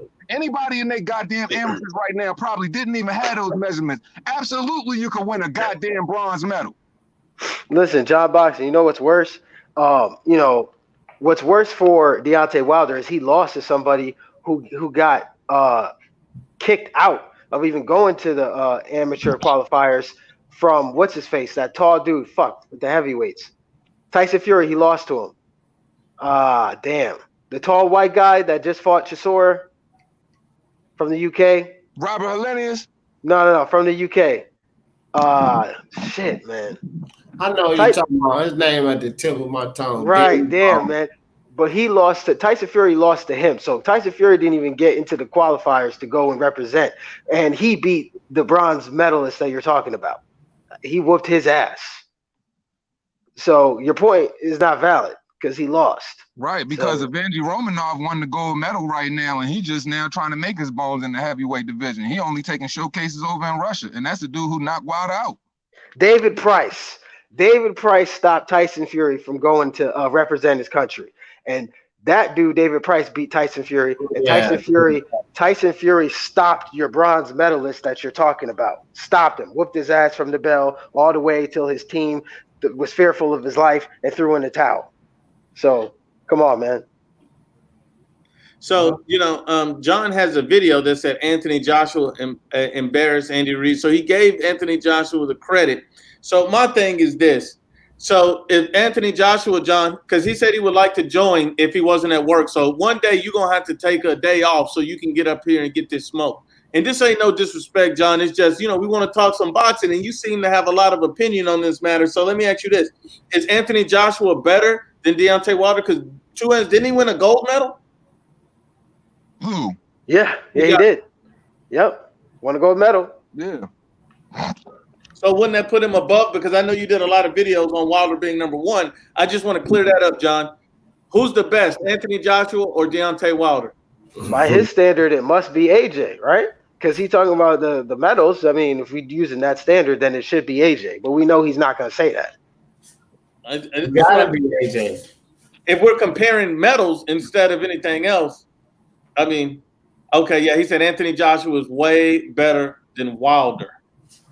Okay. Absolutely, because Deontay Wilder only ducked everybody that Anthony Joshua faced in his career. One fly boy wants some smoke. He's in the background. There you go. There he is. Nah, I don't know if he wants some smoke. What's Go up, ahead, one fly fellas? boy. What up, man? Now, I agree with y'all saying. I just want to point out something about Wilder and Joshua. Oh yeah, Joshua we want lost that to a smoke. yeah. I want smoke. I got a few questions, but the first one I just want to chime in on what y'all talking about now. Just give me your thoughts on this. Wilder lost to the best heavyweight in the world. When Ruiz beat AJ, he wasn't even a top 10 heavyweight. So I think that's like a little unfair to compare the two losses. What are y'all thoughts on that? You're talking about who is the better fighter. Fury would be the better fighter than Ruiz. Yeah, Hold on, I agree with that. No, you said I'm saying Tyson that Fury? Fury. You saying No, Fury I'm was the saying best heavyweight in the world at the time? No, he yeah. wasn't. When he No. beat Fury came why off of 2 tune-up fights and fought Otto Wallin, and he got a damn draw with Deontay Wilder. How does that make him the best heavyweight in the world at the time? no, Yeah. I said he's the best heavyweight in the world. I didn't say he was. I Now, said he's the now, best I mean, heavyweight in the world you because can I'll say tell that you why. now. Okay, I'll tell you why. AJ best win is against Klitschko, right? He has multiple good wins. Yes. No. His best one is against Klitschko, and Fury beat Klitschko when he was the lineal champion. AJ beat him when he had a year layoff and he was 41 years old and he was knocked out 3 times. What? No, That, no, Manny that, that's no, Pacquiao no, had that's a 7 fact. more. no, Okay, so Manny no. That's All not right, a Pacquiao so fact. just beat Keith That Thurman. all right, wait, wait, wait, what did wait. I Manny say? Pacquiao got 7 Hold on, losses. what did I say that That's wasn't a not a fact? fact because All right, so when okay, so after you're saying after Fury beat Klitschko, Klitschko got knocked out 3 times. That's what you're telling me. no, I didn't say that. I said he was knocked Okay, out. so then Yeah. so your point. So then say that about Fury's win too, because before Okay, you Fury can beat him, say Klitschko got okay. knocked All out right, more three so times, right? All right, so okay, with the 3 times, he still was the Uh lineal huh. champion. All right, Okay. so the only thing I have in common with that win is he was 3 times. He was younger when he fought Fury, and he was the lineal champion at the time. So that was a better win than AJ, and he He wasn't on a was year one layoff. year. So wait, so he was 1 year younger when he fought Fury. That's your point that you're trying to Okay, make. he fought young. No, he fought Fury in 15. He fought AJ in 17. Okay, so 2 years. That's the 2 point. years, yeah. No, the Oh, point okay. is he was the lineal. No, the point is he was a lineal champion, and he had a year layoff. He had a year layoff, Okay, and he but how already did lost. that? And he was coming Okay, off a fine. loss. That's cool. That's cool. But how does that make him the best in 2020 when he's fighting Otto Wallin, Pineda, and Sefer Second Safari, Safari. and then Because Schwartz? he okay, How does well, that? How AJ, can you translate that, please? That's not really making I'll tell sense. you what that would be up for debate. But right now, No, when he it's not fought, up for debate. Nah, ain't up for debate, bro. Pineda and Sefer Safari were out of the top 100. Okay, all right, and then he fought Schwartz. Who is he? Okay, then he fought Otto Wallin. We only know his name because Tyson Fury fought him. Okay, so how could so at that point, hold on, how could at that point you say Tyson Fury is the best? because he was ranked the best by multiple organizations, Hold on. No, no, no, or no, no. sources. I'm asking I you, just want to add one thing to So one. that would be that would be that's subjective. At that point, it's subjective. Yeah, Okay, at but that point, it's subjective. Hold on, one but second. one I got fly a boy, question for Tom you real Schwartz quick. was ranked number 48th in the world when he fought Tyson Fury, but they moved him in the WBO in the top 10 when he fought Tyson Fury. So, So Okay, they so moved where him would you up to rank? people Okay, on where would top. you rank? Let me ask you this hold on. question: Where would you rank? Where would you rank Tyson Fury when he beat Wilder? Then, if Wallin and them no, but you're talking is the about standard. after. Hold on, you're talking about after he beat Wilder. Of course, you could say No, he no, is no, no. one I of the said best before, now. I'm talking, but Before he beat Wilder, where would you rank him? I Because had I him mean, if behind that's AJ. the you got him right. So he's the number 2. So forget number 1. He's the number 2 heavyweight in the world. Ruiz wasn't even in the top 10 at the time. Hold on, one fly boy. I just want to ask a question. Are we talking about your best fight, and that determines who's number 1, or your totality of body of work? Because if you look at the totality of body of work, opponent for opponent, Fury's best 2 opponents are arguably Wilder and Klitschko, and No, AJ. that's it. Plethora of great opponents, really good opponents, What? top 10. No, don't say. Yeah, don't Nuke, say that's great. it. I mean, he. Nuke, that's it. Okay, It's let's just go down. Let's Klitschko. go down. It's just a. Can we go Hold down on, the hold on. line? You know what's funny? What's funny. What's funny is right. Fury fans will say, "Oh, AJ beat an old Klitschko." Motherfucker, Fury just beat an old Klitschko. He beat an old Klitschko too. What are you talking about? They both beat. Yeah. Well, If you're the gonna do, difference is the if you're gonna difference. say, hold There's a on, difference but if in. you're going to Okay. say that for just AJ, then you need to say that for Fury too. Right. He didn't beat a I prime agree. Klitschko. Okay, I can don't get agree it. with that to a certain extent, though. Unbiased. I'm gonna tell you why. When Fury beat him, he wasn't coming off a year layoff, and he was the lineal champion at the time. When AJ beat him, he had a year layoff, and he was coming off a loss. So there's a difference in that. I would listen. The only thing I don't like about Fury after beating Klitschko is he turned down the rematch. And on top of that, he never defended those belts ever. Right? So, AJ got his straps and defended them multiple times. All right. He also beat Klitschko. Right? You want to say, oh, it was a year No, layoff? Anthony Okay. Joshua would knock Klitschko ass out. Klitschko didn't even let his hands go when he fought Tyson Fury. Right. He knew Yeah, what that's he his did point. wrong. He knew what he did wrong. That's Who why he fault wanted was the that? rematch. Yeah. That's why he wanted the Yeah. rematch. Let me ask you this But question. you Let me making ask you this your question. first, you came in and your argument was the fact of that wasn't even your argument, bro. Like you came in and you keep trying to you keep trying to switch it. What was your original argument when you came in? My original argument was that you can't compare Wilder's loss because we You can said agree. Fury was the I'll top heavyweight, concede. correct? Okay, I'll concede that he's the second heavyweight because it's subjective at that point. It's subjective because there's ranking organizations that had him number one because of his performance with Deontay Wilder, and they believe he beat Deontay Wilder. So there's organizations that had him number one. So at that point, it's subjective. You can't just say, because AJ had a loss at the time. AJ had a loss. So people was counting that loss as the reason why Fury was number one. Fury drew with Deontay Wilder. And what you missing is he fought Payonetta. He fought. Oh shit! Wait, hold on, wait. Two hands. Go ahead. Hey, 2 hands, real quick. Ruiz was in the top 10 when AJ fought him. I just realized this. You can't. I just realized that sanctioning bodies won't even sanction a fight unless the guy is in the top 10 when you're a title holder. So what you just said is bullshit. He was number 6. Okay. Boom. He was ranked number 6. Hold on. So name the 6 fighters. Name the 6 fighters. Can you name the 6 fighters? Why is that important? Name the 6 fighters, please. Why is that important? Because he said he's number 6. So name the 6 fighters. Luis was ranked number 6. He wasn't ranked number 6. That's what I'm telling you. He wasn't ranked number 6. So I'm asking you to name the 6 fighters. Hold on, give me 1 second. I can name 10 I can name 10 for you right now. So where did you get that? If you got to go look for it, where did you get that information from? If you got to look for it now, if you were able to tell me that he was number 6, that sounds kind of fishy. That you can say, oh, he's the number 6, but you can't even name the 6 that's in front of him. Well, it sounds kind of fishy that you would already rank Tyson Fury the best heavyweight, considering that he came off of a 2-year layoff and he fought guys that were unranked. Hold on, let me finish. He fought guys that were unranked and he drew with Deontay Wilder. So my thing is, how can you sit up there and downplay, Anthony Joshua's accomplishments and just exalt Tyson Fury and saying he was the best heavyweight in the world just because people felt as though because how he performed against Wilder in a draw, and they throw him in the ring as the top guy. That's subjective. Well, that's what I said. I said that is subjective, but at the very least, you got to put him at number 2. And I'm just saying that. No, Ruiz you have to put him at number 2. Huh? No, I had to put him at number 2.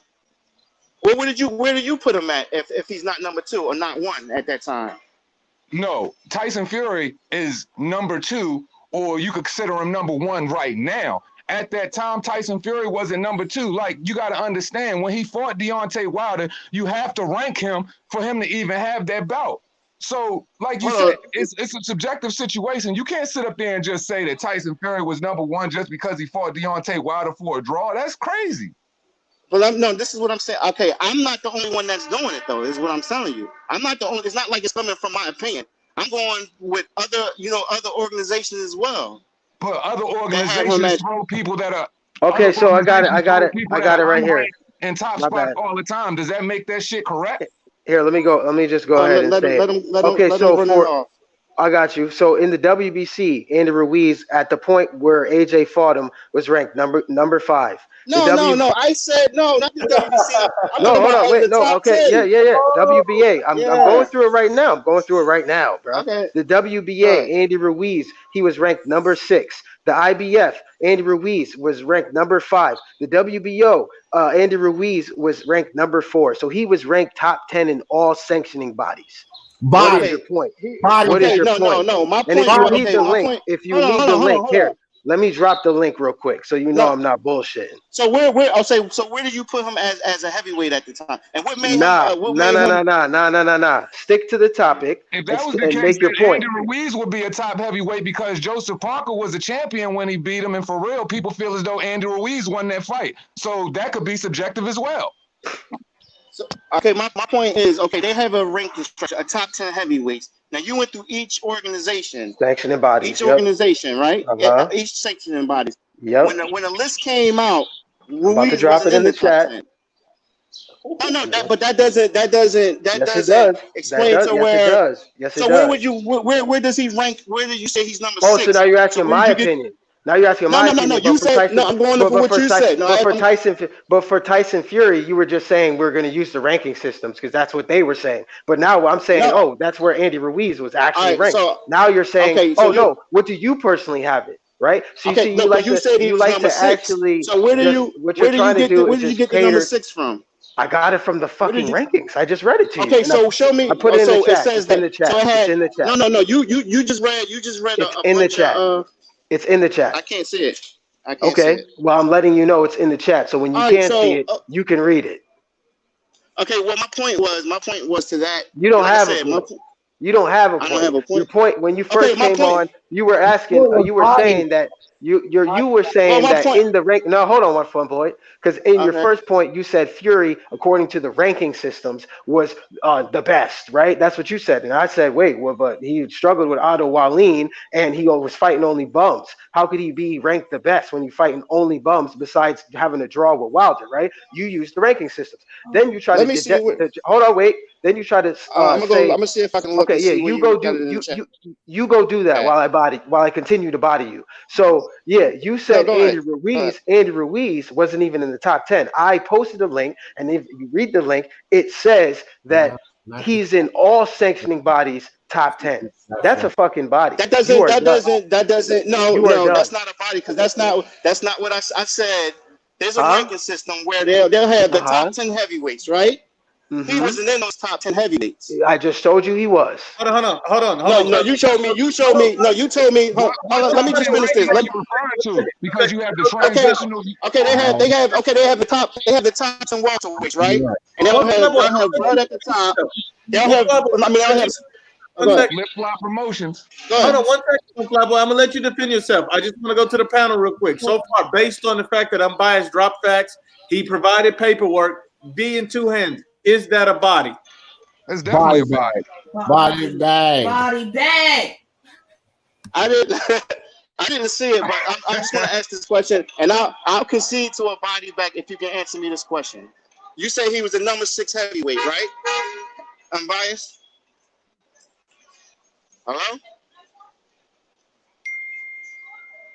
Hello? Yeah. Unbiased said he's done with the foolishness, bro. I asked him. I said he said he was the number 6 heavyweight, right? Unbiased. You said he was the number 6 heavyweight. Where did you get that from? Not from the organization. You say he was the number 6 heavyweight. Where did you get that from? Ranking by the sanctioning bodies, bro. Sanctioning bodies. He was ranked number 6. He said and what sanctioning body? He already read that off to you, bro. What are you talking? Yeah. Okay. Yeah. He read off multiple sanctioning bodies to me. I'm talking about you have. So let me explain myself. There are only two other rankings that matter outside of the sanctioning bodies rankings. And so y'all gonna act like that's the TRP and that's the ring. Other than that, there's no other rankings that matter. This is what I'm saying. You have Ring, ESPN, right? They have a top 10. They have a top 10 list, right? Are you talking about their pound for pound list? No, not pound for pound list. You have a ranking system of each. You have a top 10 where they think they'll pick up top 10 fighters out of each weight class. That's how Correct, right? that's how a journalist feels. They Yeah. rank in their top 10. That's Yeah. how somebody feels. We're talking about sanctioning bodies. We're talking about ring. We're talking about the transitional boxing ring. We're talking about the TBR, TRB, whatever, you know what I'm talking about. We're talking about the sanctioning bodies. Those are the only 5 ranking systems that matter when it That comes matter, to bro. national Nobody's sanctioning gonna fuck bodies, with bro. a Because sports and when you're talking about number 1 guys, the number 1 guy in each division, you're considered the consensus number 1 if you have what belt?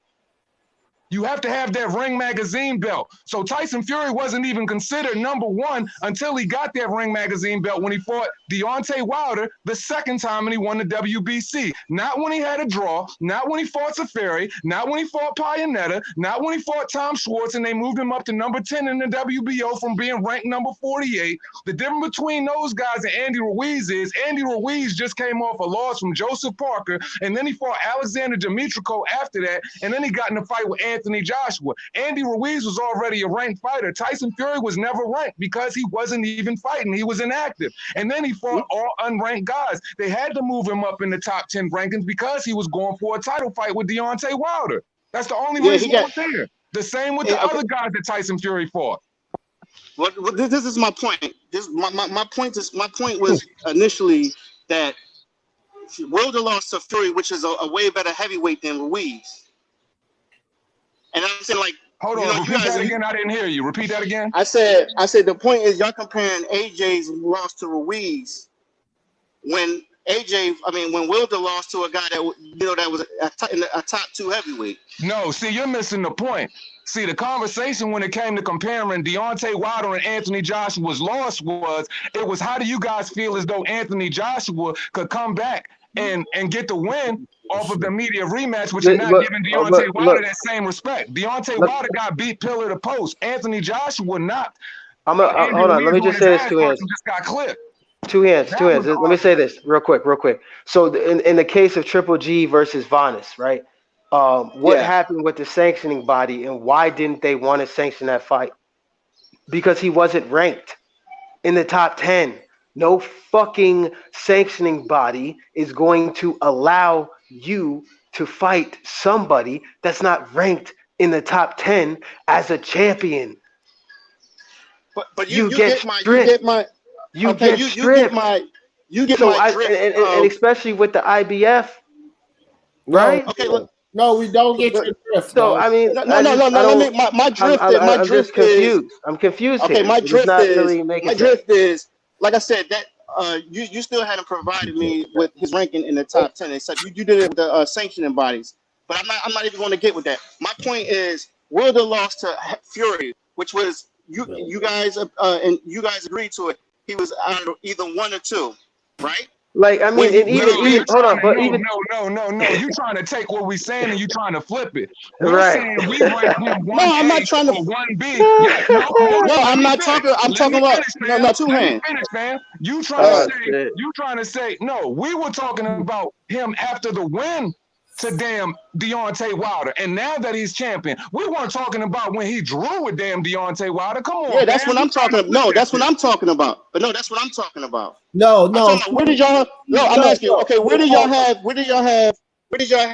Tyson Fury? So wait. So now you asking? Hold on, wait. So now you asking us our opinions now. But when we asked you, not you didn't. You were like, oh no, but the sanctioning bodies and the ranking system, and that's how we're going to judge it. But now you're asking us our opinion. No. Now y'all trying to flip. But go ahead. I'll let y'all talk, and then I'll get off. Go ahead.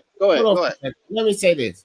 First and foremost, you got to remember something. Nobody on this panel gives a flying fuck what the PBC was promoting or what any of you Wilder fans was promoting about how this fight meant who was the best. Because they were doing that shit and the promotion was going out that way just to diminish what Anthony Joshua is. So you guys thought that this fight meant who was going to be number 1 or number 2 at the heavyweight division. So basically, when Wilder loses, you can lean on, okay, so he wasn't number 1, so he's number 2. No, fuck that. This fight didn't determine that. This fight just determined who was better between Wilder and Fury. And we know who that was. It was Fury. But it did not determine who was number 1 or number 2 at the heavyweight division. That was just what the PBC promotion and you motherfuckers was pushing. But it did not determine that. So let's because if you want to use an ESPN top 10 ranking, ESPN is with Top Rank. So off top, that makes that bias. You can't even use that conversation because if I was to say the National Enquirer got a top 10 ranking for heavyweights, could I use that shit? So why don't they have why don't they have Bud as the number 1 welterweight then if that's the case? They got Bud number 2 pound for pound, and they got Lomachenko number 1 pound for pound. Yeah, Either way, both of those guys are top ranked fighters. What are you saying? Where do they have Bud Crawford in comparison to Errol Spence on their rankings? Yeah, but hold on for a second. Hold on. That right there is a different situation because Errol Spence is the only unified champion. No, but he said that. He said that. AD. Yeah. Hold on, D. Look how far he got to go to get out this body bag. Right. Listen, I don't mind. Hey, listen, I don't. Hey, let me explain something. I don't debate with y'all to win. I don't debate with y'all to get the facts and get clarity. I'm not debating to win. If you want to call it a body bag, but all I know is this is what I'm saying. My point is Fury is a better heavyweight than Ruiz. So to say that, you see, well, one flyboy. Let me say this: when you first said that, see, if that was your first initial point, I would agree with you, right? But you didn't do that. You said you went to the ranking systems. You went to he was a lineal and all that other shit. That's where you went with it. So I went there with you. That's all. So, but I agree with you. Fury is a better fighter to me than Ruiz. Is that your only point? I have another one, but I mean, if y'all got the time, I got another topic, or I can come at another time. But if y'all got the time, I just have another. And like I said, it's not to win a debate. I want to hear y'all opinions and thoughts on it. And if I don't like what y'all say, then I'll issue a debate on the topic. If y'all got the time, it's with Canelo, huh? I said, it don't matter if it's about a debate or not. You ain't gonna win no. It's about Canelo. Go ahead. What you got to say? Canelo. Go ahead. So, all right. This is my second question. So I think the problem that people have with Canelo and hate on Canelo because you guys will give him a pass for things that other fighters do and can criticize the other fighters for doing the same thing. No. And I can give you an example if you want. Go ahead. All right. The first example is I'll compare him. Y'all call Floyd? That's too much. I'll go to Errol Spence and Bud Crawford, which would be more interesting. Okay, when Canelo fought Triple G, when he was supposed to fight Triple G, he didn't fight him when everybody wanted to fight him. When he said he was going to fight him, but y'all give Spence the same flack for not fighting Bud when y'all want him to fight him. Why is that? Who didn't give Canelo? I'll put more clarity on it. When he beat Miguel Cotto, they asked him at the press conference, "Is he going to fight Triple G?" He said, "Bring him on." Do y'all remember that, or do y'all got to do research to? Because I don't want y'all to just go. No, I remember that. My word. Okay, I remember that. How many fights did it take for him to fight Triple G? What fight was that? I'll ask you that. Did he duck Triple G before he fought him? And if you say he ducked him, then there's nothing else to say. And then I can concede with what I'm talking about. You asking me or you asking the whole panel? I'm asking the whole panel, whoever want to answer. I don't even know what the fuck you're talking about. Say okay, all right, I'll explain it to you. I'll explain it to you. Okay, when Canelo beat Miguel Cotto, they asked him was he going to fight Triple G next. He said, "Bring him on." He didn't fight him next. He fought American. He went down and fought, I think, Liam Smith, and then he fought Chavez Jr. And he got his belt stripped in the process. Did he duck Triple G at that point, or was it? What's your opinion on that? Because this is the same thing that y'all giving Bud. This is a lot different. A lot different than Bud, because Bud, when he first got his belt, what year was it? 17 or 18. I think it was 18. 18? 18, yeah. Okay. So I mean, I wouldn't even compare, to the points of their careers where they were, Oh Canelo my and Bud. God. In my opinion, I wouldn't. But I do think that he did drop the belt not to fight Triple G. That's my opinion. I'm talking about Canelo. So yeah, I would consider it a duck at that point, Oh, in okay. my opinion. And then he then went on to fight him. So you know what I'm saying? He Yeah, fought him yeah. and then he beat But him. let me So let me clarify this. Like, I'm not a Canelo hater. Like, he deserves everything he gets as far as his accolades. But there's things that he does that I've noticed that I'm not gonna say you unbiased, but there's guys that on the panel that give him credit for that they give other fighters. Just like we had a conversation about Tank and his career before Tank. Y'all give Tank a whole lot of shit, which, like I said, he deserves some of it. But at this point in his career, Canelo was doing the same thing. I wouldn't even. And Nah, I'll give you an 'cause that, example. Like right now, Nuke gives him fighting Santa Cruz next, right? Santa Cruz came up from 126, had one fight at 130, and then now he's fighting Tank at 135, right? you can't even. And you're This saying okay. it's a Let me just explain why it's hard for me to even agree. Look, I can't agree with comparing the situation because Canelo at that time he fought Trout. He unified with Trout. He already unified. He did all this and that. he didn't Earl fight Trout Spence. at that time. He didn't fight Oh Trout. no! Before he What I'm fought, talking about. he fought. Yeah, he did. He fought Trout before he fought. No, he fought. No, I'm talking about. Listen, this is what I'm saying. Let me Before he finish this fought so you Cotto, can. he fought So, Floyd. Before he fought Cotto, he fought Floyd. He fought Trout. He fought Mosley. He fought Laura. Like Spence, he's only fought Mikey oh, you're talking Garcia about and Spence. and Yeah, I Sean get you. Port. Yeah. Well, that's who you compared it to.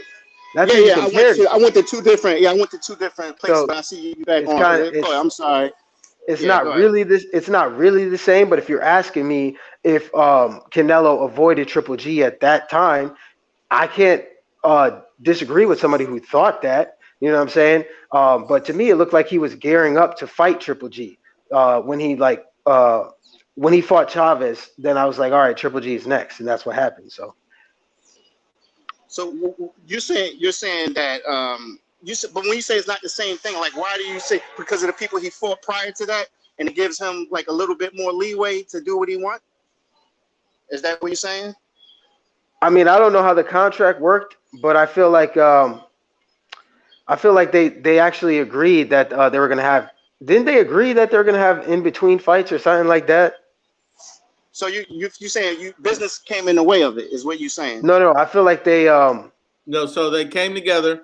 The two right. teams came together. Canelo, Triple G's team. They agreed on the fight, but they also agreed that they would take interim fights before they even met each other. Right, that's what it So was. That's Errol Spence, yeah. Terrence Crawford situation went Flyboy. That's a little different because Errol Spence, before he even got hurt, he was looking at Danny Garcia. So that's another thing. So he's already Yeah, he right. already Yeah, so laid out hey, plans before he even sees Bud, and then he's going to have to move up at some point. So there's no even guarantee that he'd fight Bud at 147 at all. so now because I completely forgot about that, but I just read the chat and then it sparked something back in my mind because I remember hearing that they agreed to fight after the Cotto fight, but agreed to have interim fights in between. So technically, I can't even say that was a duck. I don't remember them. I don't remember that. I remember Triple G running him down, going up to his fight because he was at American's fight. He was at American's fight, and Canelo was looking at him. He was looking Yeah, at him, and they was trying to get the fight started, and it didn't even happen next after that. So how many fights do you have in between before that? So that's what I'm they were saying. Like building it. They were building it. That's they what they were were built. doing. They're, Yeah. they're building it. Okay, well, That's a fight. you asked enough questions. Let me ask you a question. So Go if you ahead. put the heat on Canelo about somebody chasing them down, and that what you talking about was in 16, you know what I mean? The end of 16, 17. Well, Dillian White been chasing Wilder down for 3 years and no fucking fight. But why? Who's asking for that fight though? That's Yeah, not like Everybody. if you say no, they're asking for AJ and they're asking for AJ and Wilder. No, they're asking for AJ and Wilder. But I'm gonna turn it right back on you. If you think he's ducking them, what made him? What was he ever a mandatory besides getting the interim belt to fight Wilder? No. Wow. He was Wow. the WBC silver champion. Why did he fight Dominic Brazil? Hold on for a second. How the fuck will you come to me about them making him a mandatory? Wilder's a fighter. Hold up. Okay, No. but why does he? It's my turn now. Go ahead. Wilder is a fighter. And Wilder and his fans say that Dillian White is an easy opponent. So as a fighter, fuck what they mandate. Take the fight.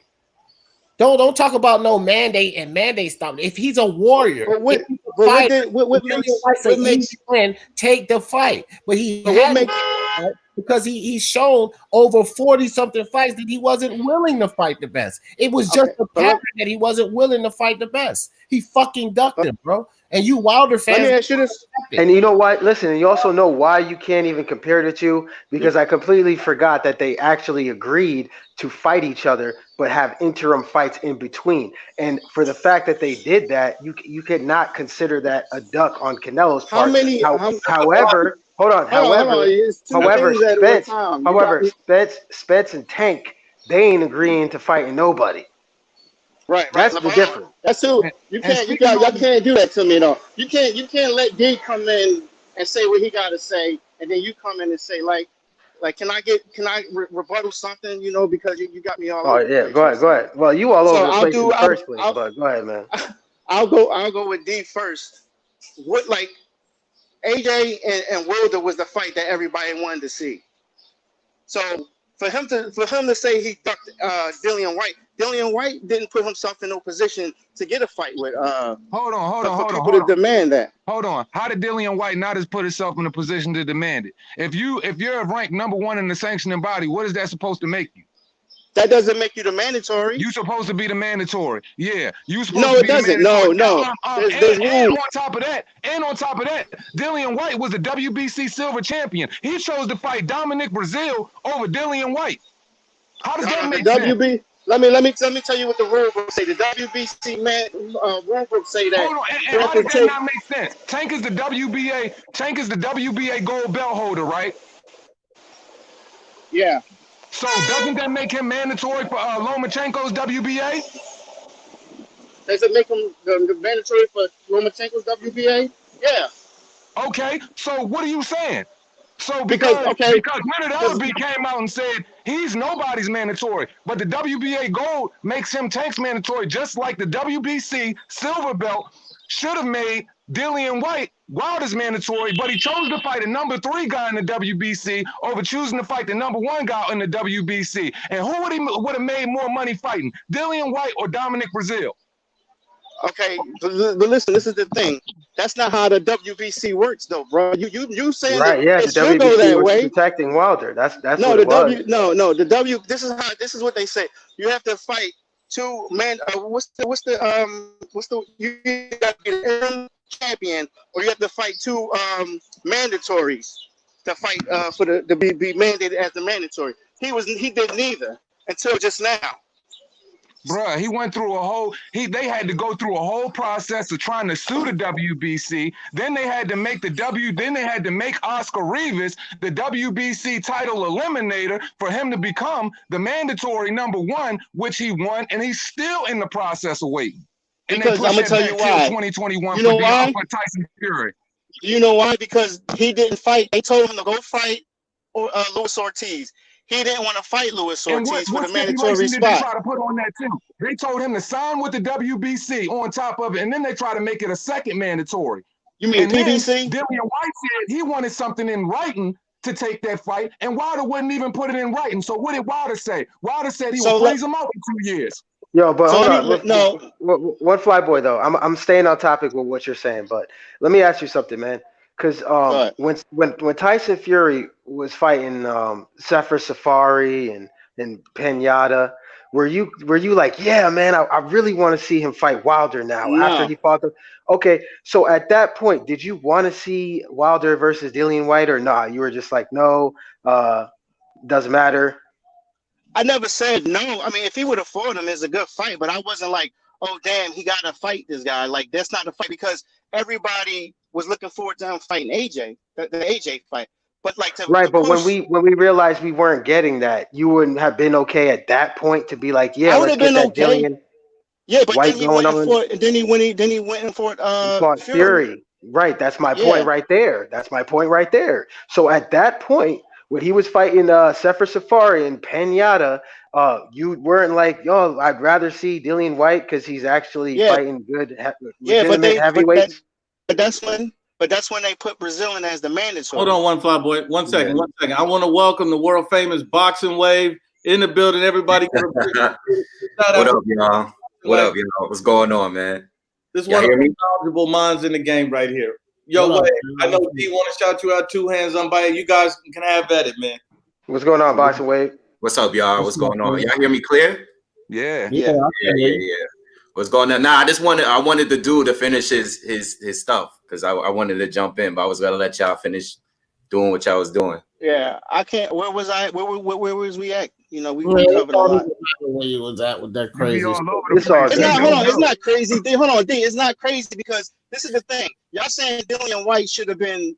He should have got that fight, and yeah, he's deserving of the fight. But what I'm saying is, he could have the same way you say if he can beat or knock Dillian White so quick. Dillian White should be able to knock Ortiz out, and then we wouldn't even beat him. He would have fought. One fly boy, did you want to see Wilder versus Ortiz too? Or at that point would you have no. White? I was fine with the first fight, but I'm gonna tell you, it's guys like you guys that said he got robbed because of the ref is why that second fight probably happened. Bruh. Robbed. He was on the floor drooling. He was Ortiz. No, but was they drooling. said but they were saying that he got helped out by the ref. So everybody was saying he got helped out, and that's the reason why he won the fight. Man, he should have been knocked out. So I feel like it's y'all fault that.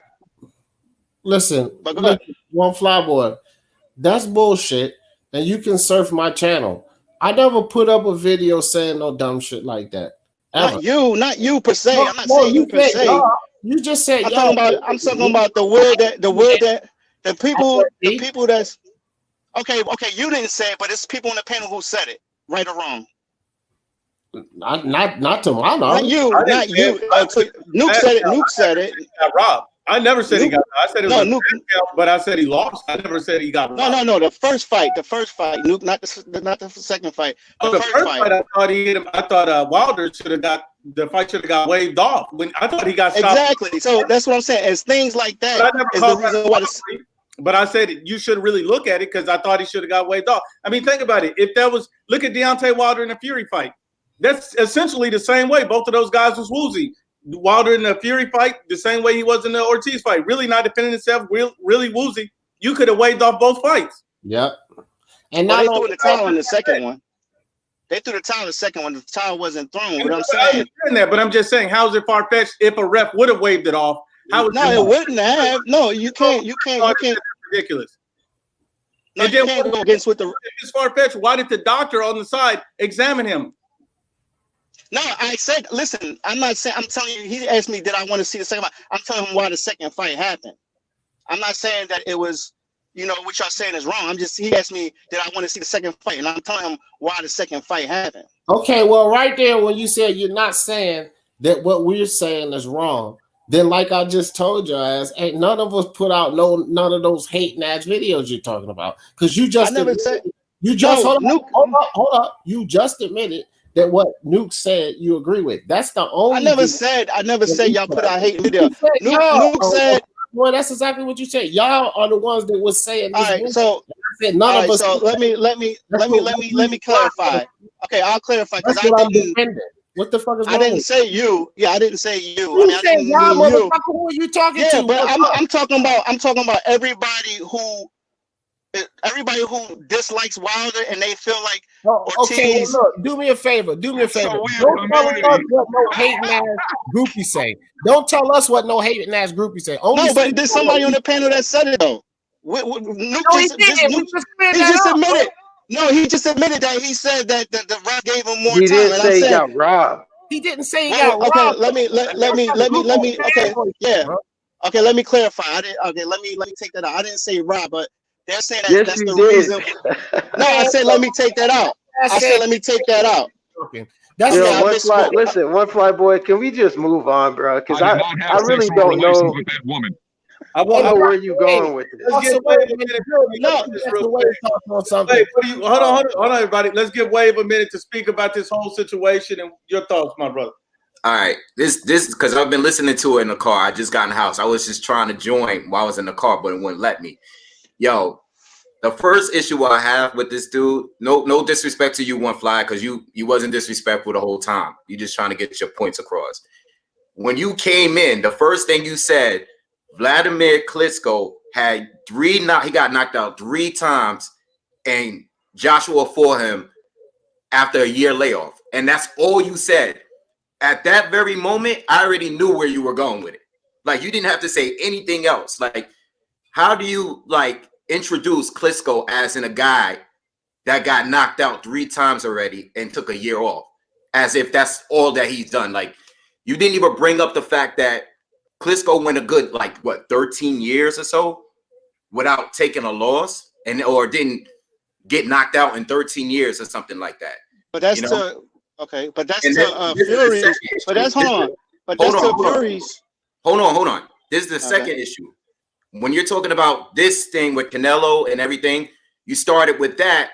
In 1 minute, you tried to defend Wilder, Tank Davis, and Spence in 1 minute. Basically pointing out that you just here to defend PBC fighters all together. All right. Hey, wait. I'm not done. Okay. All three of those fighters have totally different situations. Because I heard a lot of you guys come in my videos and defend Wilder and try to bring up Spence. Spence and Wilder had totally different careers. Totally different. But you'll defend them in the same line as if Spence came in real early calling out the best fighters in his teens. He was still 15 wins in, and he was already calling out guys like Keith Thurman and Danny Garcia. Wilder didn't start doing that until he had 35 knockouts. And then Tank, on the other hand, he's different from those two because Tank is bouncing around, flip-flopping between weight divisions from 126 to 130 to 135. He's fighting guys from 126 at 130 and 135. His situation is different from all those two, yet you defended them all in 1 minute. I was listening to you the whole time. I didn't say anything. So you got to stop defending just a whole network and a platform. You got to defend the fighter for that specific fighter. You can't say, oh, you guys say this about Spence. Oh, you guys say this about Wilder. Oh, you guys say this about Tank. Yeah, I agree with you. Hold on. Can I agree with you, but this is the thing. When I bring up those issues is situation specific. Like when I brought up Spence, I gave the specific situation to Canelo. Tank is because Tank the same thing, specific situation. Because at each time in their careers, I got to rank them at where they were in their careers. I can't rank them with Canelo because, of course, Canelo has done everything in the sport that there is to do. I can't sit here and say that Tank is on what's name. I'm talking about at that point in their careers what they were doing, because that's how you got to rank them. You can't compare Spence and Tank and Wilder with Canelo. There's no comparing. That's stupid. Right, so but then when you do that, right? Canelo had to move up. Canelo had to move up a division to go fight Triple G, correct? No, he's actually, once you fight over 54, you in that division. No, but he had to move up because he got a belt. He had to move up. Yeah, he had to move up over time. So Spence didn't have to move up to fight Bud, right? You said you're just doing situational base. So if you're going to compare it, then you got to compare it right. And I think that's what Boxing Wave's point is. That's kind of what I was saying too when you were comparing Canelo to Spence, and Canelo did way more than Spence at that point. You know what I'm saying? So it's hard to even compare the two's careers when you do that. And you can't compare Tank's career to Canelo's at that point neither, because come on. So and Wilder too. So that's it. When you do that, I 100% agree with Boxing Wave. It just sounds like you're protecting a network and you're not really breaking it down detail by detail. Well, help me understand it. Help me understand it. Because I kind of get what you're saying, but I think we still not on the same page. If a fighter is supposed to fight a fighter, does it matter what they do? If the people want to see this fight, does it matter? And they feel like they're sufficient enough to fight in the same weight class. Why does it matter what they did or did before? If we want to see the fight, why does that matter? It doesn't to me. It doesn't. So that's what I'm saying. Like whatever Canelo was doing when it was time for him to fight Triple G, when everybody was clamoring for the Triple G fight, it doesn't matter what he did before, because at that point in time, everybody want to see him. So for him to go But and fight, when you're go ahead. comparing career, okay, to me it I'm not doesn't. But comparing- when you're comparing, no, but that's what you did essentially. You compared careers, so that's why I said you can't compare careers at that point because All right. So what point? Where? Okay. there Let is me. no So I'm there's no following you. correlation. Okay. So And when what I'm happened? so What that happened I'm for following you, Canelo unbiased. to fight Triple G is he had to move up, and they also agreed to fight each other, So and so then that had I'm following intermittent you. fights. Okay. So that I'm following you. The only When reason you he dropped the belt was because he didn't do it enough in time, So let me right? ask you this question. So that I'm following you, what's the difference at the point where Canelo was supposed to fight Triple G and Spence now that he's trying to fight Bud? So just so that I'm following, because I'm not really clear on what Well, you're let saying. me ask you: did Bud and Spence have an agreement to fight each other, but they're gonna have intermittent fights in between? No. Well, there you go. They made a verbal agreement. Well, I know I'm talking about their teams because from what I see, Derek James is saying But that what fight was is the asinine. They don't even okay, want yeah. it. I see the Yeah, vice that's president of bullshit. PBC. That right They're there saying is bullshit. the That's fight doesn't bullshit. make So sense. So explain to me what was the that's why I'm stipulations on asking the how's so what was how's the it? How, stipulations? What was the stipulations on the interim fights with Canelo and Triple J? So that I'm clear, because what you're saying kind of don't make sense, because why is he chasing him at every fight to get a fight with him? Why is he chasing him down at every fight to get a fight with him? His last time I seen him chasing down was at the American fight, and he fought him the very next fight after. I mean, well, he I'm took gonna another just fight get. after that. I got the article for you right here, so you could Okay. just read it yourself.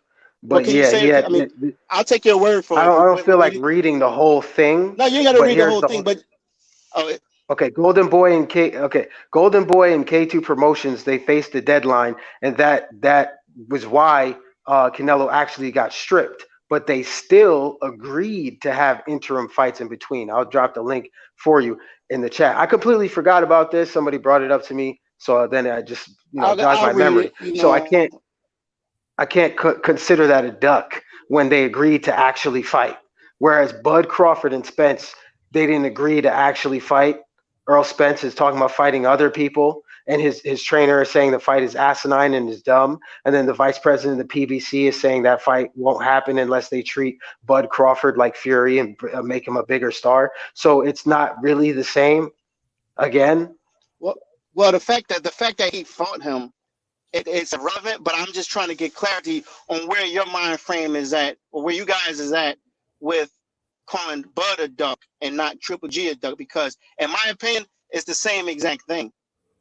And I mean, unless I got to read the article, because the the articles article in the could chat. mean, Articles in the chat, yeah, and I'm not going. I can't. That's for Punch Quote too, because I see Punch Quote in the chat saying that it didn't go down like that. Well, read the article; it's right there.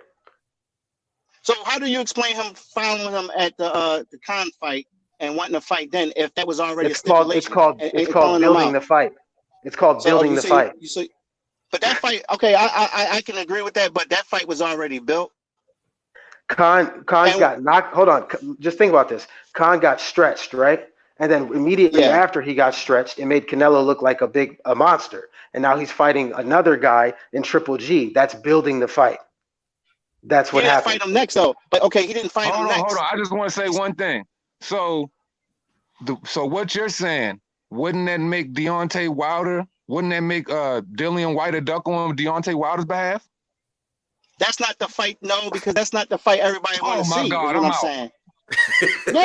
Be out, because That's a okay, fight. what's the bigger? Hold on, what's the biggest fight? What's the bigger fight? AJ or Wilder? You said if the AJ. people want to fight, it shouldn't matter. Just make the fight. You said that. So who's calling for the fight besides you guys though? But nobody is like, where headlines are y'all saying? Where headlines do y'all see that's big, like when Triple G and Canelo or AJ and Wilder for White and Wilder?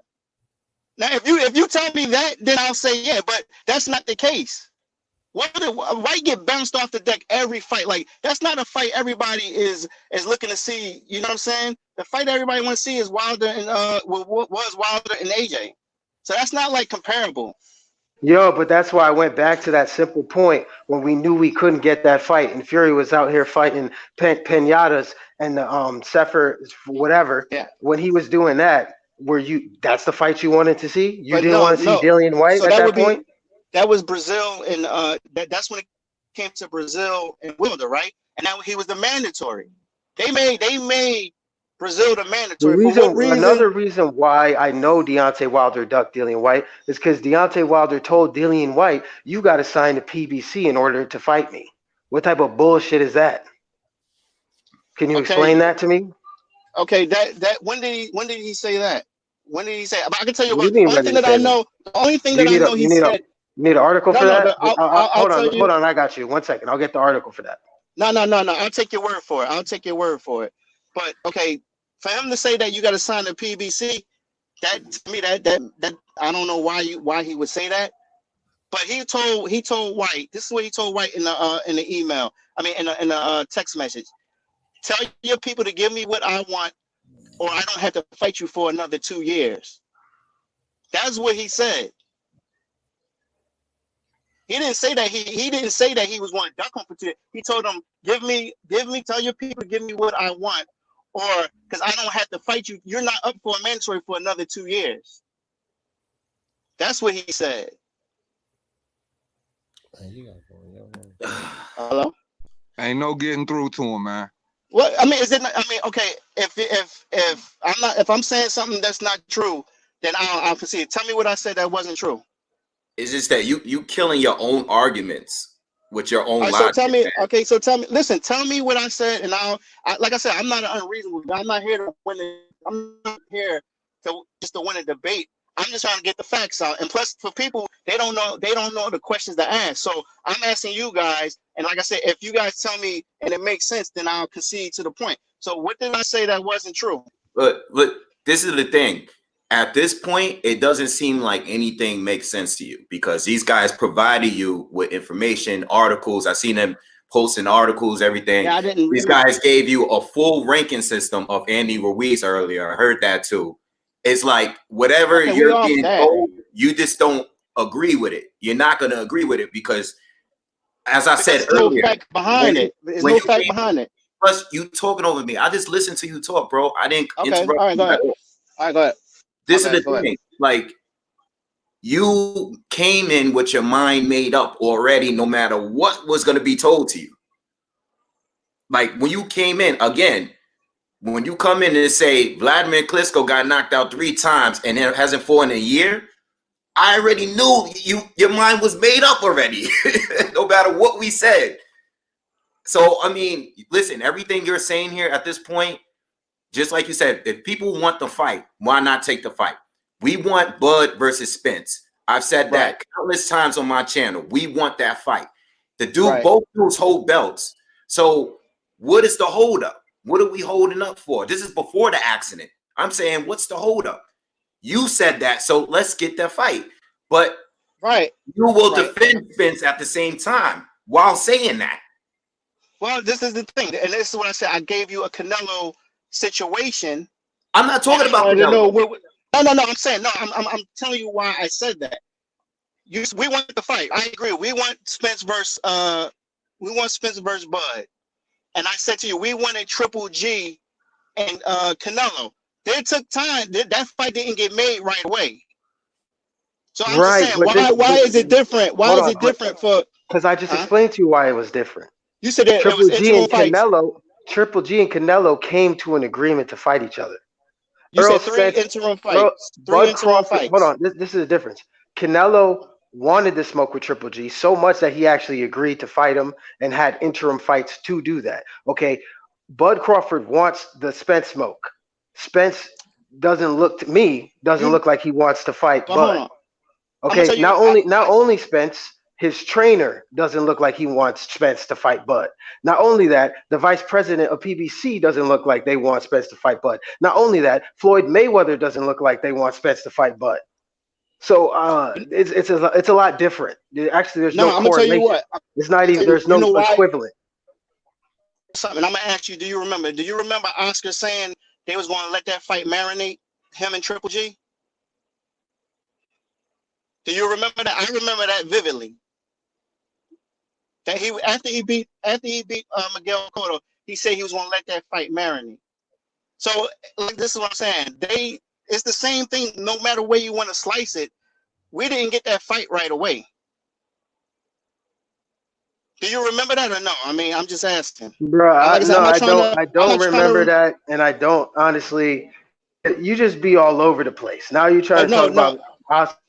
But what? Okay, why didn't they? Okay, why would they need to take interim fights if the public want to fight right away? To build the fight. Okay, look. Let me tell you something. Let me tell you something. If Bud and Spence, right? Let's say they signed a fight last year to fight each other, and then Spence went on to fight Porter, and Bud was fighting Aegis, and he fought whoever else, and then Spence fought somebody else, and then they fought each other. Yeah. I'd be okay with that. But Spence doesn't even want to do that. They don't even want to do that. So how could you even compare the two? Canelo agreed to fight Triple G. They agreed to have interim fights. Triple G went on to fight Kell Brook. He went on to fight whoever, I forget who else he went on to fight. And then they built up to the fight. I'm not arguing. One second. We're gonna go to Wave. We're gonna go to D. 2 hands, and we'll circle back to you with your response. You go first, Wave. D. 2 hands. Yo, I mean, at this point, I really don't know what to say at this point. You know, I mean, he's kind of going in circles for me, and this whole Triple G, Canelo thing, it really didn't marinate that long to me. I don't know about y'all, but there was a really short window of where people saying that Canelo was ducking Triple G. I know he had moved up and fought Chavez Jr. at like a catch weight above 160.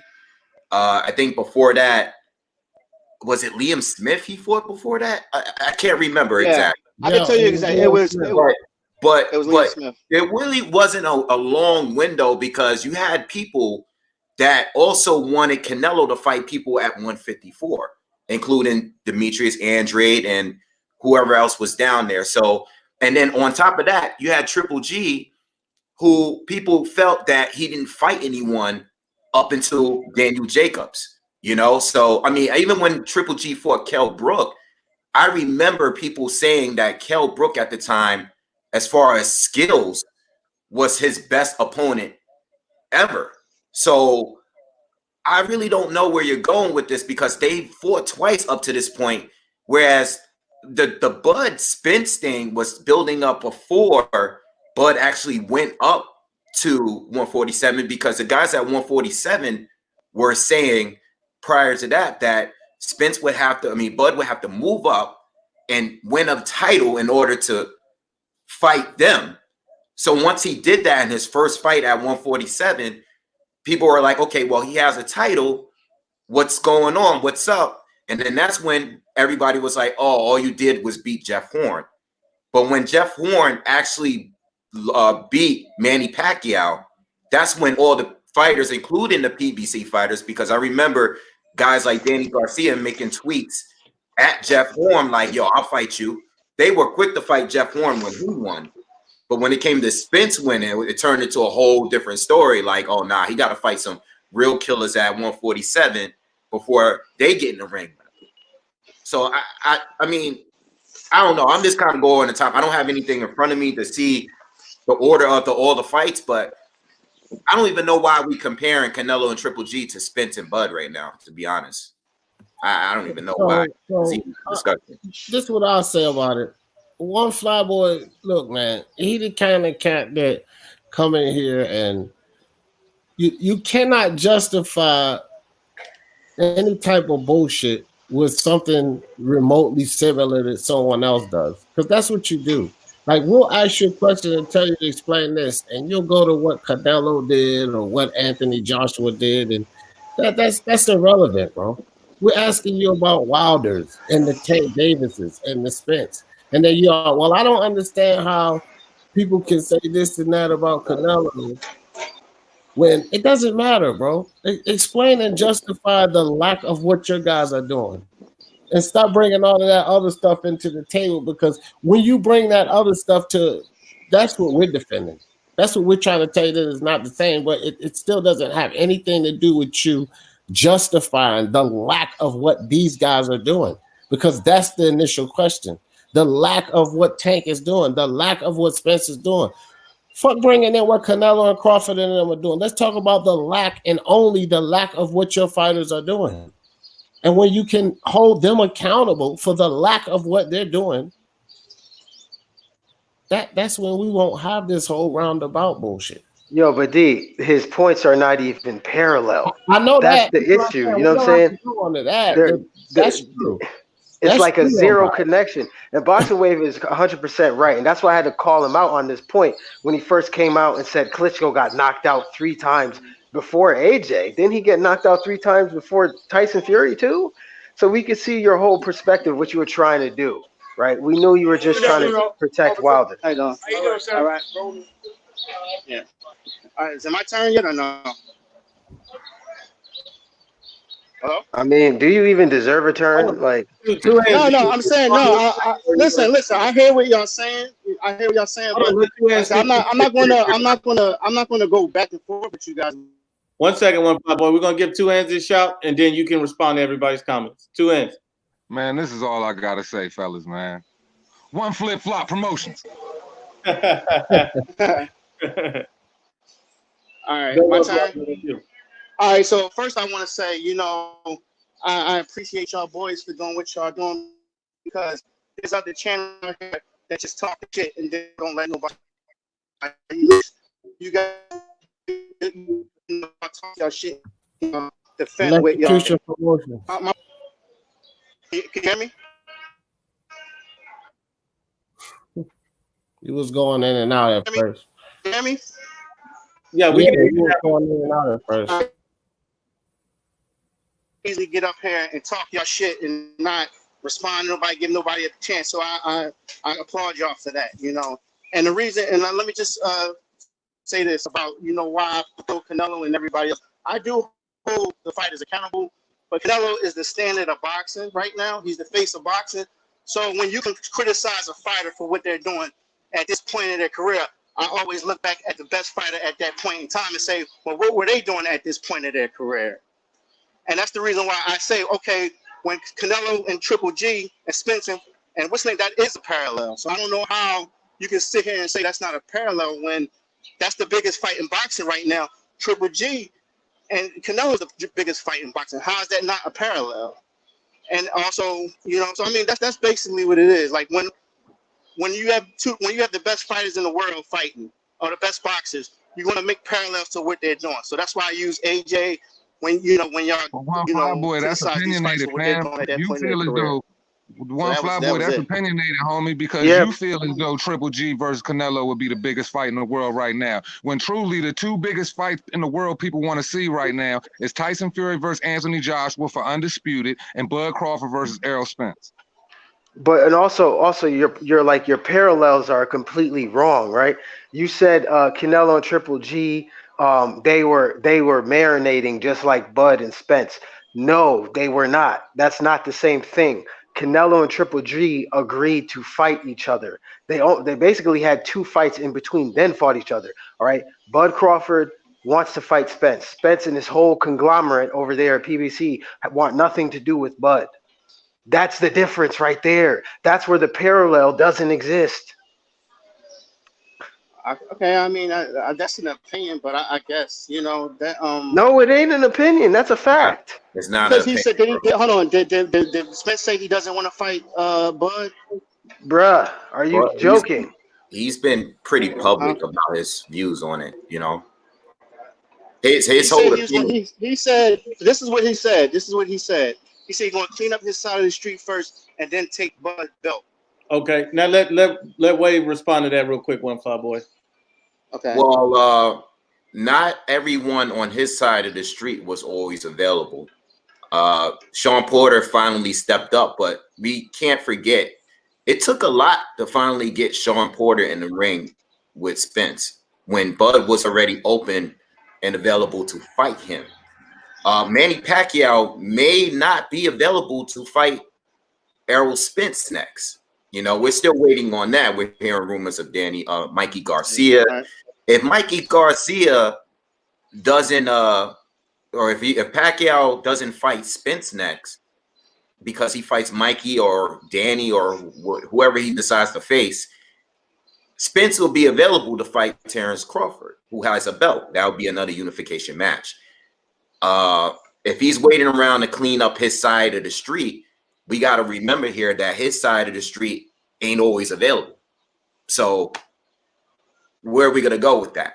You know, I mean, did you see the battle, that the verbal battle they had last year, where he was like, you know, I'm gonna knock out Sean Porter because that's an easier fight. He said something like that, face to face. When Bud laughed in his face, like, you're not too smart.